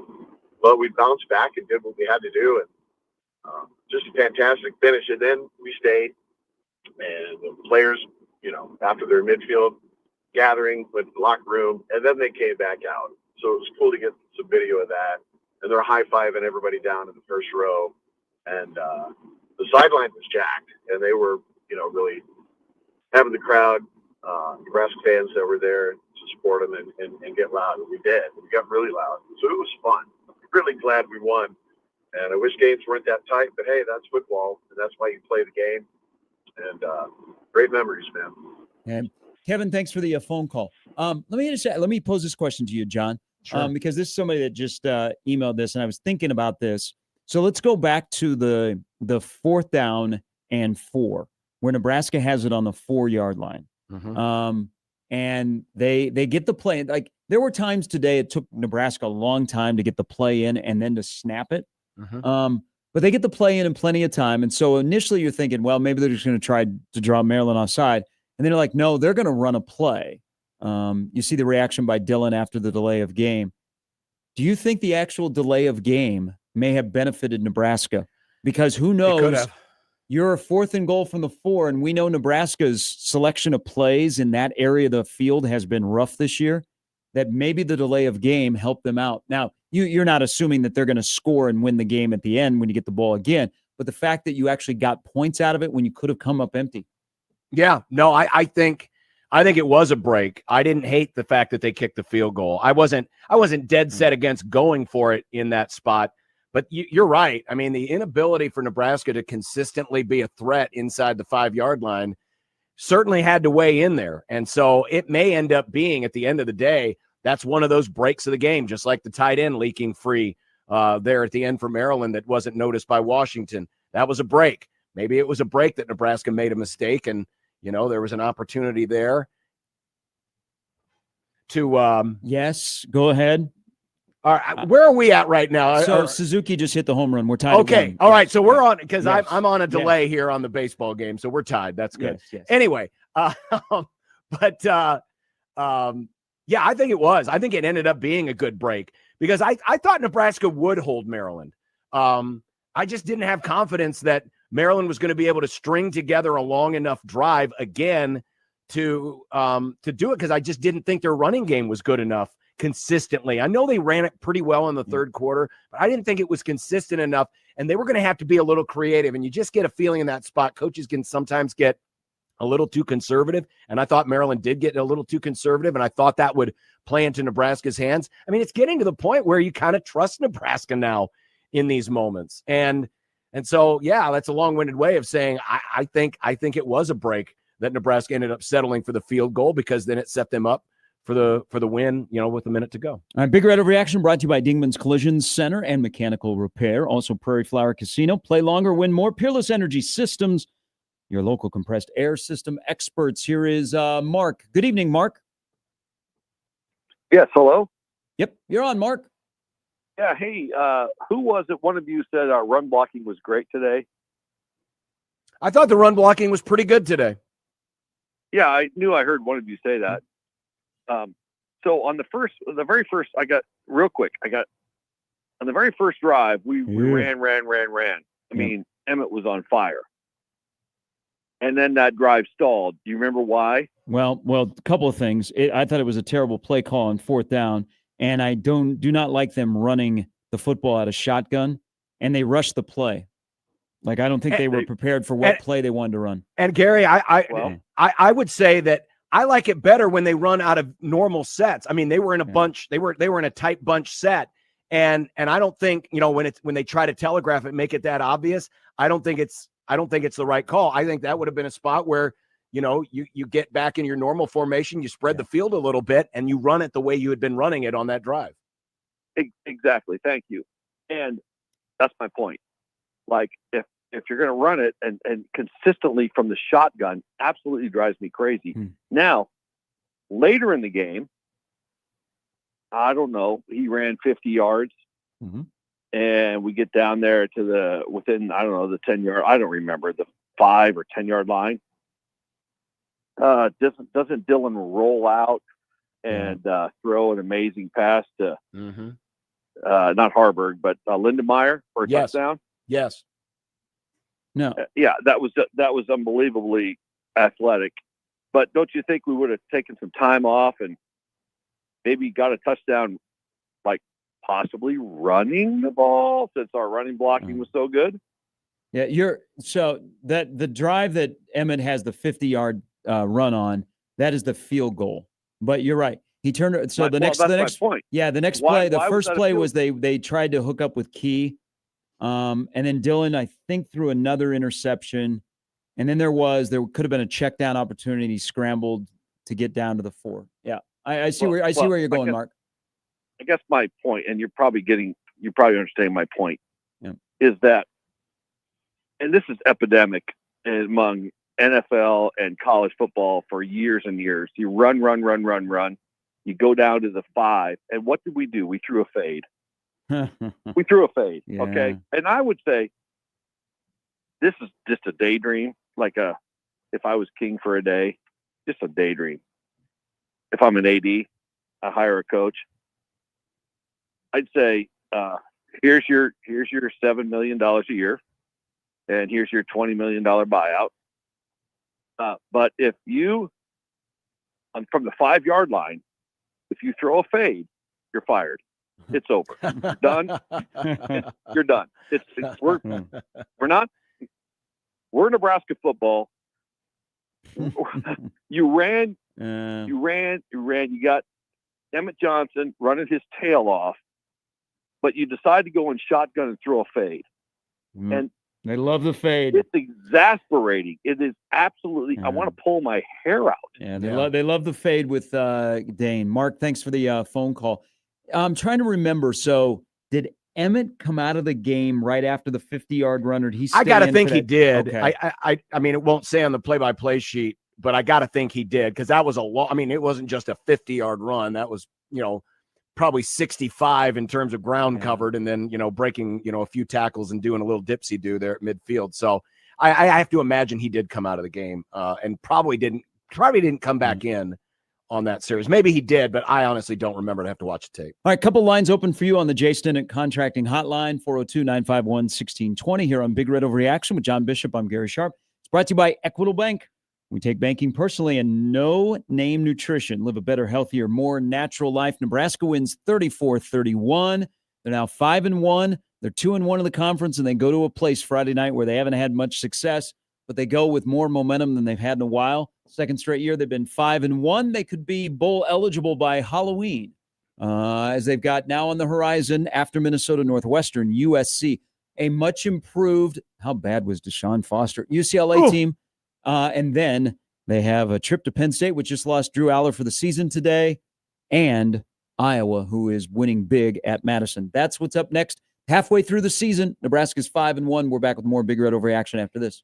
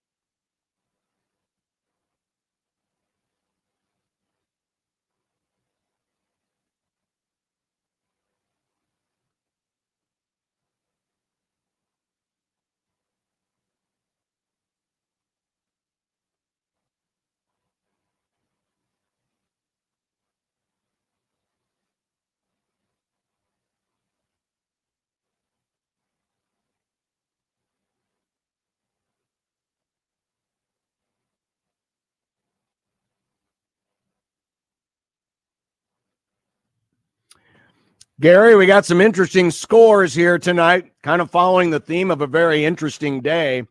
Texas Tech's already up 21-0 on Kansas midway through the second. The South's oldest rivalry, Auburn 10, Georgia nothing. Early in the second quarter. I like chaos. And as you mentioned, Iowa was up big. Looks like Iowa might be trying for a field goal here at the end of the first half, leading 20-0. And it's a shootout right now down in College Station. A&M 21, Florida 14. Our scoreboard presented by Dingman's Collision Center and Mechanical Repair, Prairie Flower Casino. Play longer, win more, and Peerless Energy Systems, your local compressed air systems experts. They have just, they're starting to release some stuff, some video out of Maryland involving the Nebraska football team. what Rules said on the postgame about Kenneth Williams being awarded a scholarship. Yeah. Troy Dannon in the locker room in front of the whole team awarded Kenneth Williams a scholarship because he is not inside of the 105. He's one of the extra guys. Yeah. And so Troy Dannon awarded him a scholarship, and that's the video that has just come out. It's pretty cool. I mean, that's a good story. A kid from Lincoln High moved to Lincoln, hung around. He's one of like 6 running backs, but they put him on kick return, and he run to the corner next time, Kenneth. Yeah, run to the corner. I wonder, Gary, was that's I'm guessing, because you don't normally just do that on a whim. I'm guessing they've had that in their back pocket and waiting for a moment for him to do something, because you felt like he was going to do something because of special teams being what it is. And kudos to Michael Severe, who called it earlier this week when he said, hey, Maryland doesn't kick the ball deep and Nebraska might get a big return, and they did pop a big return. So I'm guessing they had that one in their pocket, but that's pretty cool to back up his biggest play as a Husker with a scholarship. Yeah, that was like, so, Eckler last week was telling people we're going to block a punt.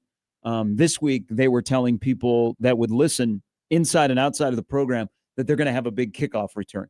So we'll be checking in with Mike Eckler on Monday to see what he thinks is going to happen. I mean, thank God. Eckler, come on, man. I mean, I get it. We love special teams, but give me the damn lottery numbers, okay? Just tell me what the lottery numbers are going to be. Thank God he decided to move back home. Here is Bill on Big Red Overreaction on the Jay Stenick Contracting Hotline. Good evening, Bill. William? Call back, Billy. Billy? Here is Jeff. Good evening, Jeff. Hey, good evening, gentlemen. How are we doing tonight? We are wonderful, Jeff. How about yourself? Absolutely. So it's just weird calling you guys without being in bumper-to-bumper traffic heading back to Omaha. So kind of nice, being more relaxed phone call. But before the Michigan State game, I looked at the Michigan State, Maryland, and Minnesota game and said, I'm not going to be greedy. Just give me 2 wins out of those 3 games. Well, now I'm going to get greedy, and I want that 3rd win next Friday against Minnesota. Get to 6, and then we'll see how the rest of the season plays out. I think there's, what number do you think, if they get Minnesota, where could they finish? Logically. Well, I mean, some games left, but Jeff, they can win every game left on the schedule. Penn State is a shell of their former selves. Quarterback's out for the season. USC right now is putting up a pretty good defensive effort against Michigan. It's 7-0 in the second quarter. That right now, that looms as the toughest game in terms of talent. Obviously, Iowa is Iowa. I don't care what Iowa does the rest of the season. And by the way, they did kick on that field goal, so it's 23-0 at half, Hawkeyes. So those are your 2 toughest games left, in my opinion. But UCLA is a lot better. I mean, they found something with Rick Neuheisel's kid, and Nico's playing like the 5-star quarterback you expected from him. And that's going to be a tough matchup because he's not afraid to run, and we know Nebraska has issues with mobile quarterbacks who are not afraid to run. So believe it or not, of the games remaining on the schedule, UCLA, if it's not the 3rd toughest, it could be the 2nd toughest, just based on the matchup right now, because they're looking pretty good. Yep, I agree. All right, we'll go Big Red. Let's go get another one on Friday. Thank you, Jeff. I mean, it's very enticing to look ahead at 5-1, Sure. and the way teams have either stepped up or they've dropped back on your schedule down the road. Mm-hmm. I don't know. I mean, college football is so week to week. It is. It's just what opponent you have, and if they're able to take, because that's why I say Maryland should be upset. Maryland should be upset that they lost this football game. Yeah, like they double digits yeah. at home. Yeah, and times where they dominated this game. But Nebraska's a 1st and 4th quarter team, and they just can't get buried between the 2nd and 3rd quarter, it appears. But I think it's so week to week. But it is, to look ahead. There are some things that if Nebraska improves, and Nebraska's still got some things to work on. I mean, their tackling was not good again today. They need Hartzog back. Rex Guthrie's probably playing too much at this point in his career because they started to pick on him. He was taking bad angles. So they've got some flaws that are going to be exposed by teams that have the ability to do that. But what they're doing is they're beating teams that are teams that are below them in the pecking order of the Big Ten. They're not losing to those teams. Correct. And that's a step. Yeah. And that's a step. And let's face it, the next 2 games will be again against teams that are below you in the pecking order, but expect some more drama because and the scary thing is, and who knows? I mean, we can all sit back and judge, was this their A game, their B game, their C game? I mean, you're going to have to win some games when you're not at your best. And you could argue that Nebraska 2 weeks in a row have won games when they're not necessarily at their best. But that's why you can make up for that with a playmaker. Yeah. And even though Dylan was bad for a lot of this game, or not great, I should say, he was great on the last drive. And so as long as you have other people willing to pick up the baton and pick you up, defense backing up offense, we know we can count on the special teams to do, to flip the field. That's how you mitigate losing the turnover margin 3-0. That as long as you have people that are willing to pick up the other teammate, and you got a guy that you can lean on in crunch time, you're going to have a shot.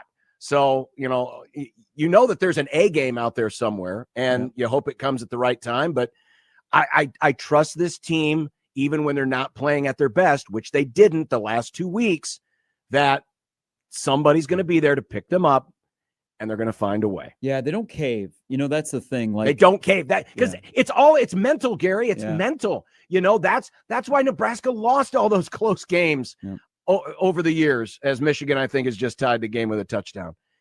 It was mental. With the Frost era, it was mental. They didn't know how to win. They only knew how to lose. This team is now learning and has learned how to win. And if you can win those mental games, you can do a lot. Yeah, they're finding a way to win the fourth quarter. Here is Craig. Craig, welcome to Big Red Overreaction on 101.9 The Keg and 1620 The Zone. Hey, love you guys. You're my two favorites on 1620. Love you too, Craig. Long time fan of yours. So much to talk about. I agree with a lot. I mean, I think we're at the point now we're winning games we should win. And also, when I was watching, when we got the ball back for that final drive, I told everybody in the living room, I go, we're going to win. They're not going to stop us on this drive. I just knew it. I could tell it. I think Maryland knew it too. That's why they lost. But, and somebody called earlier, there's times I wish they would have ran more. But something, we won. And games like this we didn't win last year or the year before, or the Frost years, like you said. It is mental. We're good enough to win. I mean, how is Nebraska getting top 20 recruiting classes and they're crap? I mean, we got talent. We just got to put together. And I think Rule, people can say what they want about Carolina. I don't care. He's a college guy. Nick Saban's a college guy. And I love we have him. And I think he's going to get in the right direction. Yep. Craig, thanks. And we won. Oh, that's 34-31. Yes. Craig, thanks for the phone call. Yep. At the end of the day, it's a win, and you don't apologize for wins, especially this year, as you're learning to win. And I think the lessons are being taken, and you're in a great spot. I mean, you have a golden opportunity now. I know USC's now tied, but man, that game in early November could be huge and could be one of the biggest home games we've seen around here in a long time. And I know we keep saying that about Colorado and Michigan, but man, if this Earth, Moon, and the stars line up and Nebraska continues to find way to win games, November is going to be a lot of fun. And we have not had a fun November around here in a long time. Nope. Go back to the drive that eventually ended up with the game-winning touchdown for Nebraska.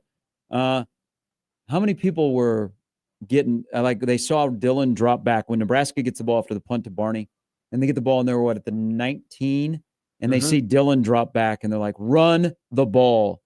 I mean, Lindenmeyer made a really good play on that pass too, because that was 23 yards, I think. I believe so. Yeah, just look at the explosive plays on that drive, because the pass to Hunter was 33.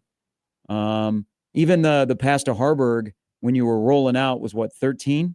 I believe so. Yeah, that was kind of like the last drive that Nebraska got the game-winning touchdown on, was kind of how we think this offense should work, because they did mix in a run or two with Emmett. Yeah, no, they did. Let's see, big plays today.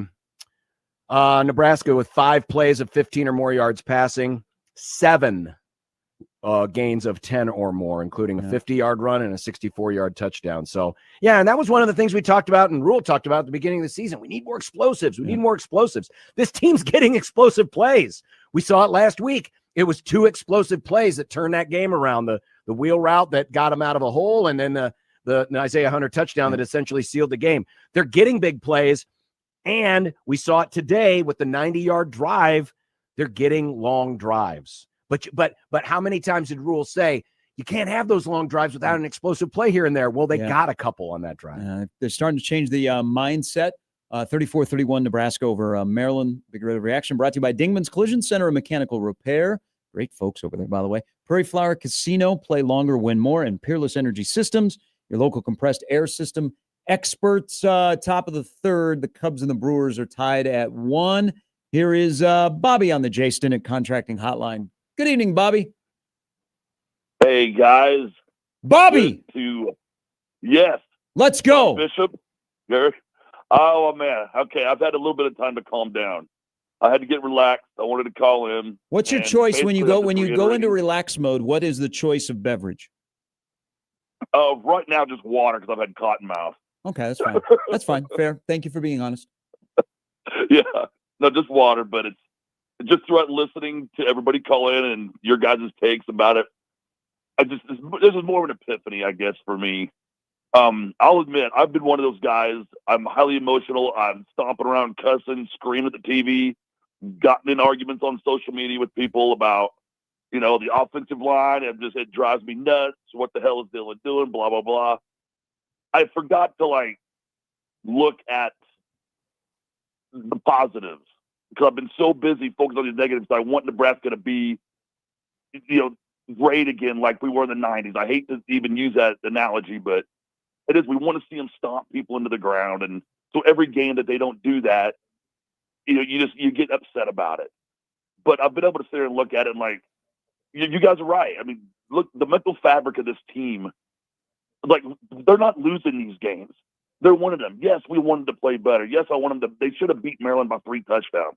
They should have beat Michigan or whatever, but they're finding ways to win these games. Michigan State and now Maryland.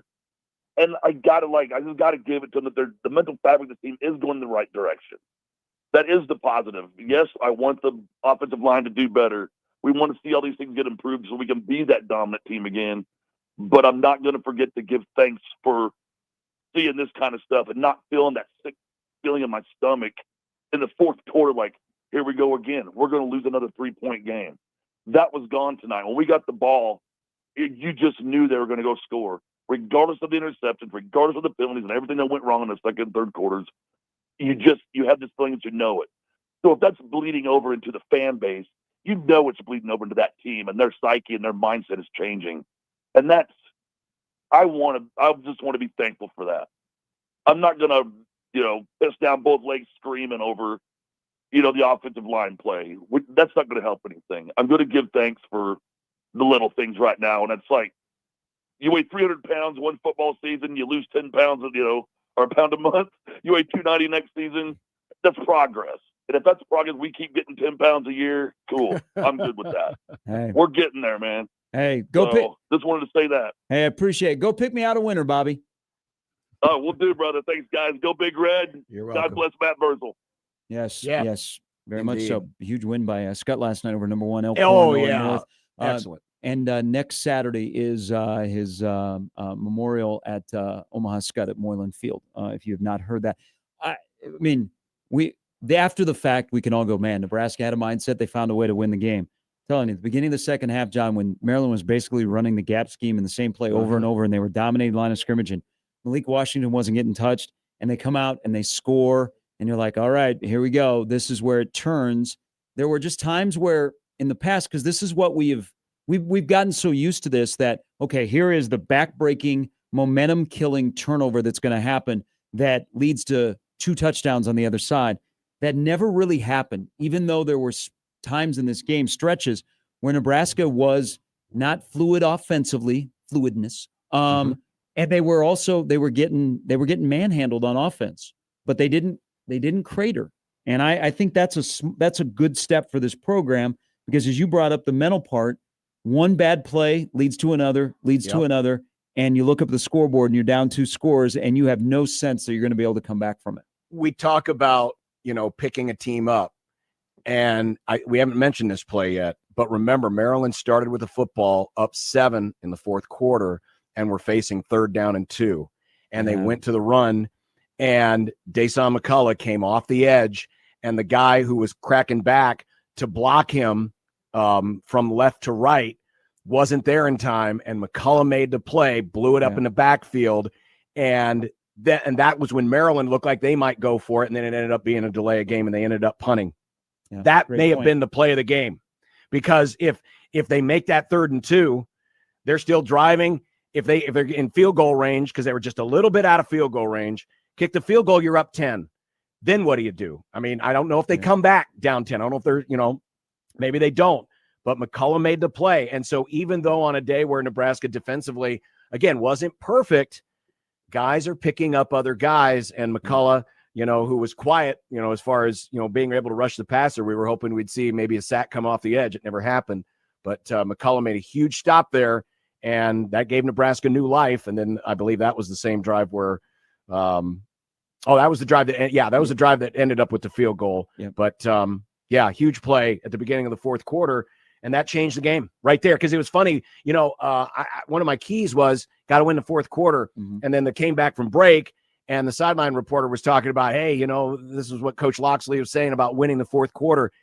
That was the play that made it possible for Nebraska to win the 4th quarter. 27-6 in the 4th quarter the last 2 weeks for Nebraska. Back to the phones we go. Here is Dave. Dave, you're on with John and Gary. Dave? Oh, hello. Is this Dave? You are Dave. You're Dave. This is Gary and John. Okay. Yeah, well, listen, the win's a win, right? I'm thrilled. Mm-hmm. And I just kept thinking that our players in a lot of ways bailed out our coaches. I mean, I don't understand running the ball all the way down to the 5-yard line, throwing fades, like Mark earlier said. Mm-hmm. I just don't understand the play calling down in the low red zone. I mean, if we're Nebraska football, what happened to just pounding it in there?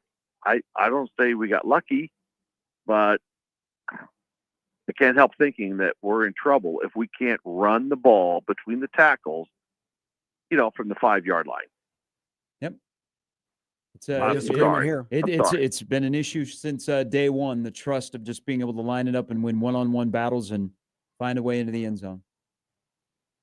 Yeah, I mean, the first drive of the entire game, we ran, Yeah. and we stalled because we threw on first and 10, and we had an incomplete pass, and all of a sudden, then we stalled.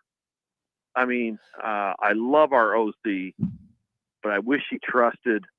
Somebody on your broadcast said our run blocking was great. I wish he saw that, and if he would have run it down there, they wouldn't have had as much time at the end of the game. I just don't get it. It drives me crazy. A fade, I hate. Yeah. Well, I'm with Mark. I like stop with the fade nonsense. We should have retired the fade when Taylor Martinez threw it to Jamal Turner to win in East Lansing 13 years ago. 13 years ago? Yeah, do you remember that touchdown at the end of the game? Yeah. That was fantastic. 13 years ago. You know how many 7%, I think I saw this, 7% of fades work. Are you just 7%. making that up? Yeah. Are you making that up? Well, you got to have the right. I mean, they can work, but you got to have the right quarterback. You got to have the right receiver to run it. And how about this? Just run the damn ball. I know. Dave, I agree. I'm with you, especially when you're running. Now, there's some days like against maybe a Michigan, maybe you can't run it in from there. But with when you're playing against Maryland and you've been running the ball as it is, give it a shot. It ain't going to hurt. Yeah, that was, I love the scripted plays at the beginning because EJ got off to a great start. I mean, he was starting to chunk them. The part of that final 4-play series and then the first drive of the game, the first pass play on first down, I thought was a bad play. And it completely killed the rest of that drive when Dylan underthrew the wide receiver. We'll get one more before the break. Here is out in Fresno. Here is Steve, a frequent caller to Big Red Overreaction. Good evening, Steve. Hey, good evening, gentlemen. GBR, listened to a bunch of your programs over the internet, and I must confess that today when Maryland went up 31-24, I told myself, I've seen this movie before. I've suffered through the Callahan, Pelini, Riley, Frost years. And so I went outside because it's a beautiful day and did some yard work.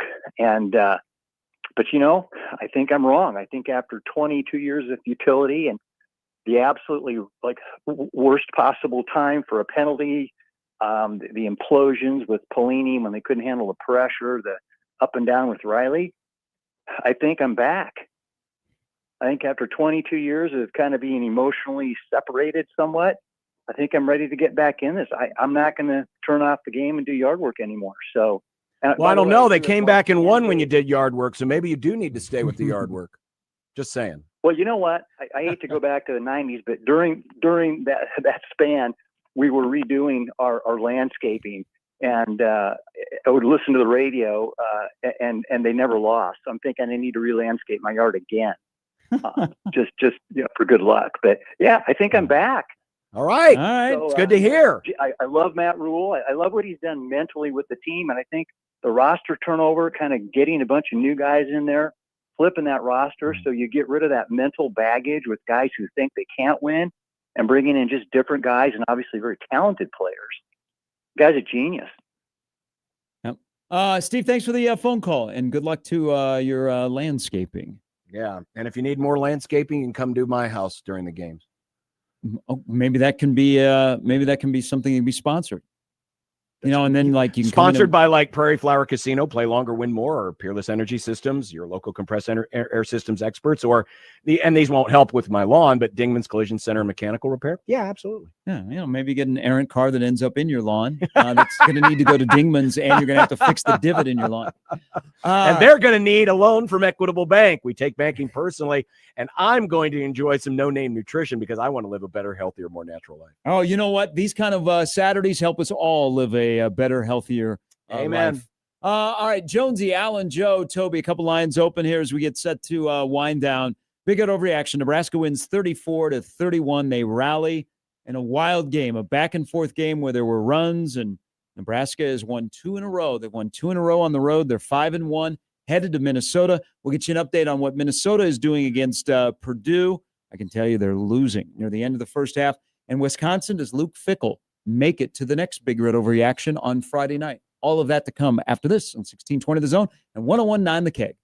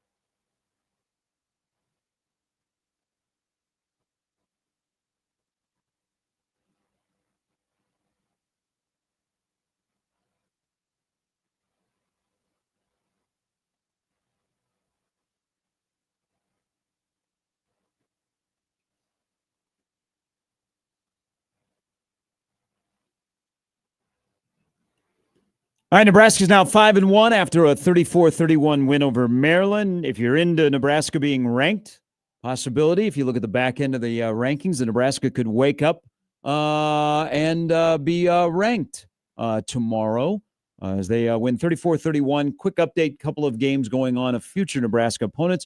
Purdue has a touchdown lead up in the Twin Cities as they near the end of the first half. And Iowa is up 23-0, and they are driving at the beginning of the third quarter.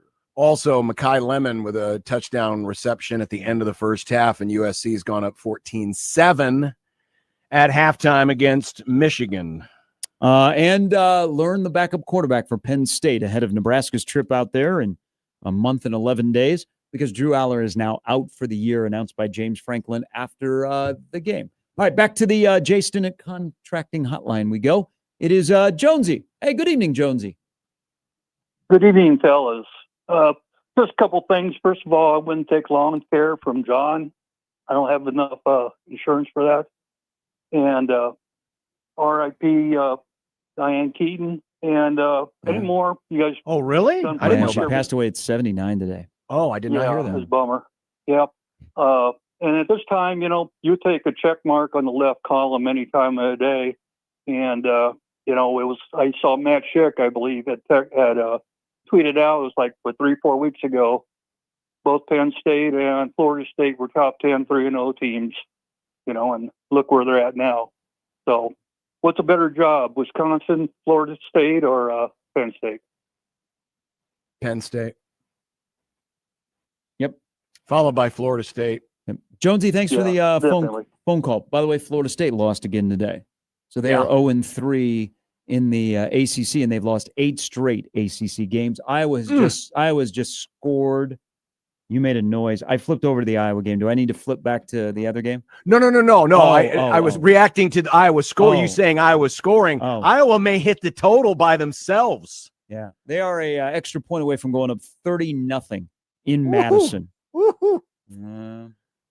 All right. That'll be that's 2 games this year where Iowa scored in the 30s. This one in the Rutgers game. So take your dizzy pills there, Iowa fan. Here is Toby. Good evening, Toby.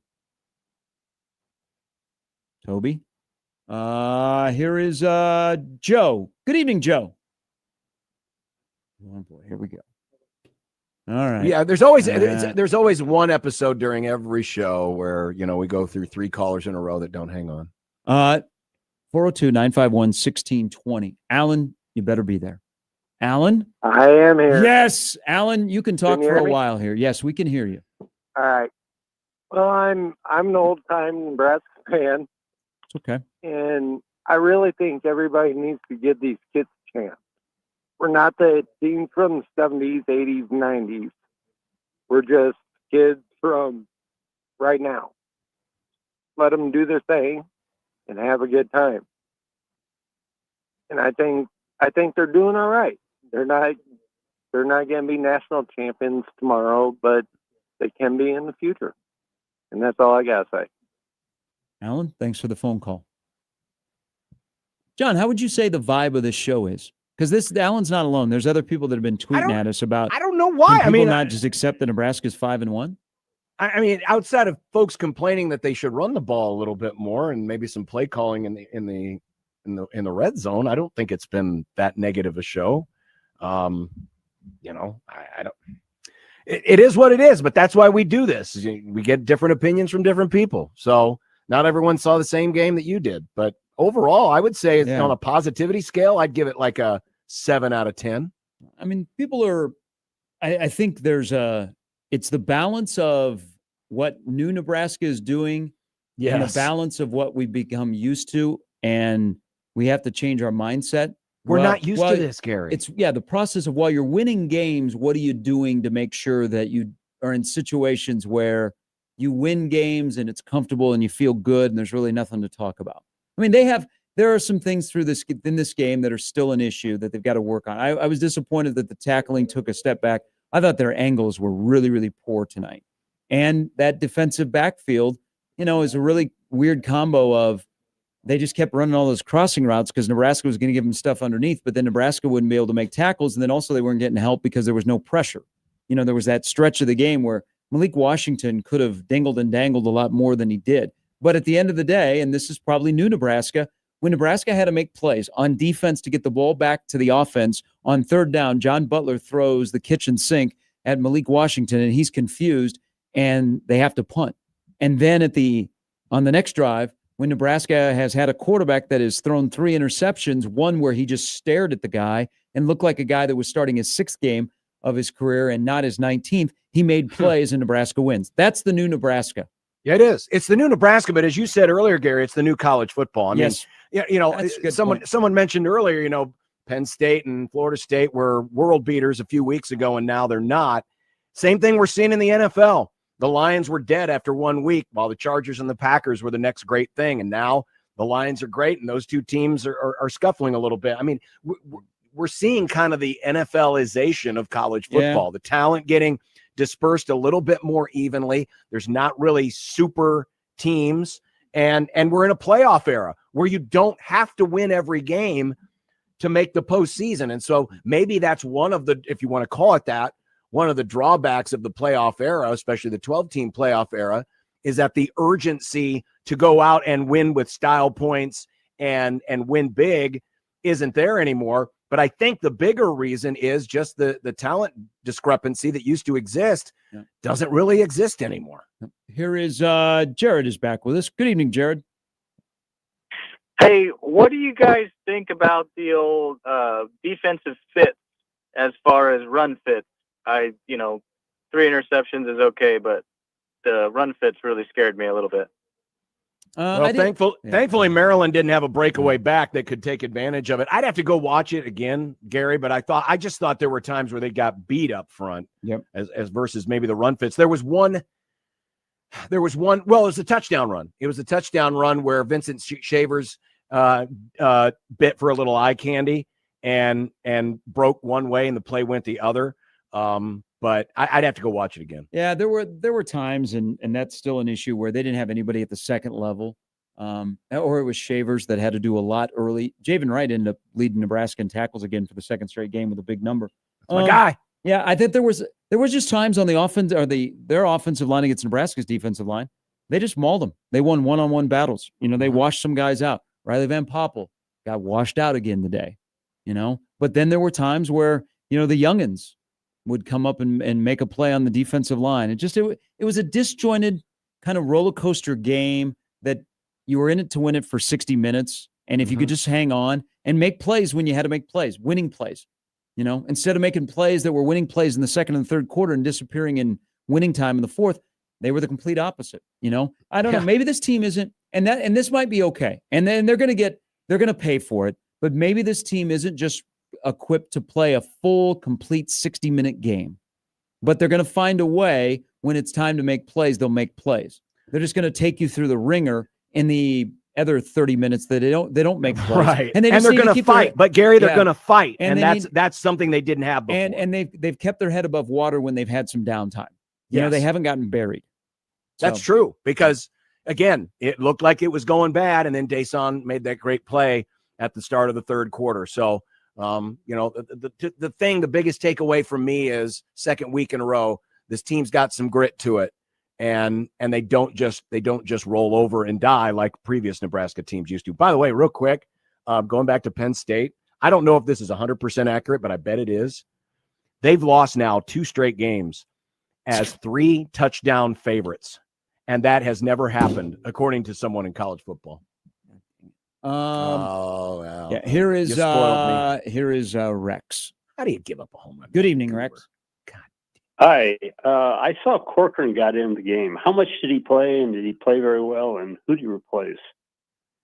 He actually came in a jumbo set. That's where I saw him. Mm-hmm. I'll wait till the PFF stuff comes out tomorrow because they have the snaps. But he played. He's about 5 to 10 in that role, and I would say that he was out there. I would say maybe we're on the lower end. He was more noticeable because they ran to his side. When he was in the game, but he didn't. Now Pritchett got hurt, so Pritchett rolled his ankle. Now Pritchett got stepped on Wednesday. He traveled. He was in a boot. they worked him out yesterday extensively, and they were trying to see how he'd react. And then they got him out early today in warmups, and he was working on pass pro. And that ankle looked pretty good on that the Hunter touchdown. I mean, him and Justin Evans were downfield blocking. Gatula Evans got a made a nice great block in there. But he then rolled his ankle later in the game. So then Corcoran did come in and play a little bit of normal tackle. All right. It's 2-1 in Milwaukee. Here is Matt. Good evening, Matt. Hey, are you there? We got you, Matt. Hey, well, first off, hey, appreciate you guys having me. I got a statement and I got a question quick. So my statement is, I think the offensive line is catching a little too much flack for the sacks and all that stuff. I think that Dylan is just holding the ball too long.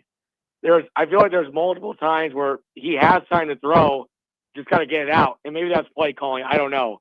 My question is this kid really a top caliber player? I mean, I just haven't seen this guy step into a throw and zip it. I mean, I feel like every time I'm watching, it's just flutter. It's turning in there. And if he's going to make that next step, he's going to be able to sit. He's got to be able to sit in the pocket and deliver it with some pressure and put some zip on the ball. I don't know what you guys think. Let me know. Matt, thanks for the call. Something John brought up that I agree with. He looks so much more comfortable when they roll him out. Roll into his right. He has a little bit more touch on the ball, and he probably has to think a little bit quicker than sitting there and going through his reads. I think the idea that Dylan's going to blow the doors off and throw it deep, that needs to be couched. You know, because he's not going to have time, and they didn't really do that a lot today, which is why they only gave up one sack. I don't think they have the time to do that. So, yeah, I think moving him a little bit more, provided that you can keep him upright, because he did take a pretty good shot today. But that's going to be your answer. And get the ball to your playmakers in space. You've done it with Isaiah Hunter. Now get it to Barney with room, with a little bit of space. Quick screens, smoke screens, touch passes. You know, where's the jet sweep in this offense? Yeah, they haven't run that. I hope that this offense is not known as just their pet pass play as a screenplay. Yeah, but it kind of feels like that. And you also will see, and you know, I'm sure that Dylan and Dana will try and test teams that creep closer because they don't respect Nebraska's deep ball. Also, wide receivers, you know, you factor in the time that Dylan has to throw the ball. Wide receivers have a tendency not to get off the line of scrimmage, so they're not going to run these long developing routes. And so, you know, like everybody tries to steal from the team that just played you to see if they can do that with their personnel. Be curious next Friday night to see what Minnesota does. Do they say Dylan's not going to throw it deep, so let's just keep everything underneath? And does Nebraska take advantage of that? But I just don't think that's right now in Nebraska's arsenal to have Dylan just chuck it deep, to have guys on fly patterns. Instead, get them in space and let them go make plays. Get the ball out quick. The quicker, the better, because you don't know how much time you have with the guys blocking for Dylan. Here is Brandon. Good evening, Brandon. Brandon? Hey, guys. Hello. Can you hear me? Yes, we got you. Hey, I wanted to follow up from one of the other callers as far as the offensive line play. Corcoran looked good when he went in for Elijah Pritchett. I believe it was in the fourth quarter. But how come we haven't seen more of him and then also Tyler Knack? Appreciate it, guys. Thanks, Brandon. We have not seen any of Tyler Knack in pivotal moments, so I'm guessing he's just not ready. But depending on what happens with Pritchett, you know, maybe Corcoran is a stopgap. And remember, you still have Prohaska as well. You know, I'm assuming he's okay. We just haven't seen him the last couple of weeks. But I would be surprised if Tyler Knack was going to see the field in pivotal moments. But I could be wrong. Well, so you know, I don't know how much this time of the year you pay attention to the depth chart, because sometimes it's just put out there and it's the same from week to week. Right. Tyler Knack was listed as the backup at right guard this week. Interesting. So they maybe have moved some guys around. Here is Pete. Good evening, Pete. Hey, thanks for taking my call. Appreciate you guys. I just have a couple of questions. Was Barney kind of dinged up? He wasn't in much in the flow in the second half. And then my other comment is on those plays, because I'm one that's like everybody else. drives me nuts when they don't run the ball when they get into the red zone much. Is there a possibility that some of those plays are Dylan checking out of the run play into his favorite play, which seems to be the fade? I just sometimes wonder if, because he has complete autonomy according to Rule for running the offense. So I'll hang up and listen. Thanks. I don't think that's the case on those red zone plays. I don't think he's checking into a fade. That's usually something that you just straight call. I don't think he's checking into that. Yeah, I don't know. Are we that sophisticated where he sees something and checks into a fade? Right. I just don't think that's a play you check into unless you see like they have like their worst cornerback on your best receiver. But that usually doesn't happen. So I doubt that that's what. Now they do give him a couple of options in the red zone. But the fade, I don't think that's something that he checks into unless he sees something that just stands out that he can expose. Mm-hmm. But he does have autonomy. Again, the Dylan, you ride the Dylan roller coaster. You just do. That's every game. And today he threw 4 touchdown passes, threw 3 interceptions, and Nebraska won a football game. Here is Blake, because we do have a little bit more of Big Red Overreaction to go if you want to get in. 402-951-1620. Good evening, Blake. Blake? No, we can't end like that. We cannot end like that. We waited until the last segment. I know. But we waited until the last segment for the phones to go to crap, Peter. We gotta get one more. Because we would love somebody to call in on the Jay Stinnett contracting hotline at 402-951-1620 to finish up the evening. That's the Jay Stinnett contracting hotline at 402-951-1620. Is that the Jay Stinnett contracting? What did hotline? I say? I think you said Jay Stinnett contracting. Okay, yeah. Is it Jay Stinnett? It is the Jay Stinnett contracting hotline. And you know what? The way the phones have acted here, it's almost like the phones have gotten into this car wreck. So we could take our phone system to Dingman's Collision Center and Mechanical Repair, and they will take care of it because they are wonderful people. They have been longtime partners of this show and this building, Dingman's Collision Center and Mechanical Repair. And you know what? I'm betting that we've got somebody here online that it's going to work. And I mean, if it works out and we do have somebody, I might as well walk out of the studio, John, and go straight to the Prairie Flower Casino because I can play longer and I can win more because I got a feeling that there's going to be a long night of baseball just like last night at Prairie Flower Casino where play longer, win more. Yeah, that's true unless the Cubs bullpen blows this thing and the Brewers get a big bases loaded knock here. If so, I'm going to probably need some of that no-name nutrition where I can live a better, healthier, more natural life because I won't be feeling my best if that happens. Yeah, and I can take it to the bank. And when I like to go to the bank, I like to go to Equitable Bank because they take banking personally. They don't get angry at you for banking at Equitable Bank. You walk in and they say, hey, we're glad that you're here because they take banking personally at Equitable Bank. And you know what? A lot of people think that we're just hot air. But you know what? Let's deal with real air from our good friends at Peerless Energy Systems, your local compressed air system experts. You need a Peerless Energy Systems is the place to go. On that note, here is Tom. Don't let us down. Hello, Tom. Hey, guys. How's it going? Good, Tom. Hey, I just want to say that I never doubted Raiola or Nebraska throughout the entire game. Please respect my privacy and tweet history at this time, okay? Okay. That's a great one to end on. Thank you, Tom. Yeah, that'll work. Tom understood the assignment. Let's go. All right. Final check here. Purdue is up 17-13 at halftime. Drake Lindsey is 11 of 21, 139 yards. Iowa has the ball back. They are up 30-0 on Wisconsin. And Michigan USC 14-7 at halftime. USC leads Michigan. A&M and Florida have gone to the second half, 24-14. Aggies, they just added a 26-yard field goal, and it's still 10-0 Auburn late first half. Auburn leading Georgia. So number 10, Georgia, that could be a second loss on them. And remember when we said Texas Tech was up 21-0? Well, not for long. Jaden Daniels, 176 yards, 2 touchdowns. They've scored 17 unanswered, 21-17 at the break. That game is on Big Fox. All right. Appreciate it, John. Appreciate it, Peter. Thanks, Gary. Appreciate all of you. Thanks, Peter. After what has become a typical Nebraska Saturday around here. They win 34-31. They are 5-1, 2-1 in the league. Next up is Minnesota. Matt and Josh, I'll have Big Red Overreaction for you coming up on Friday night. Don't forget, that's a Friday night game up in the Twin Cities. Michael Severe reaction tomorrow with his thoughts on what we just witnessed of 60 minutes of football out on the East Coast. Nebraska rallies to win 34-31.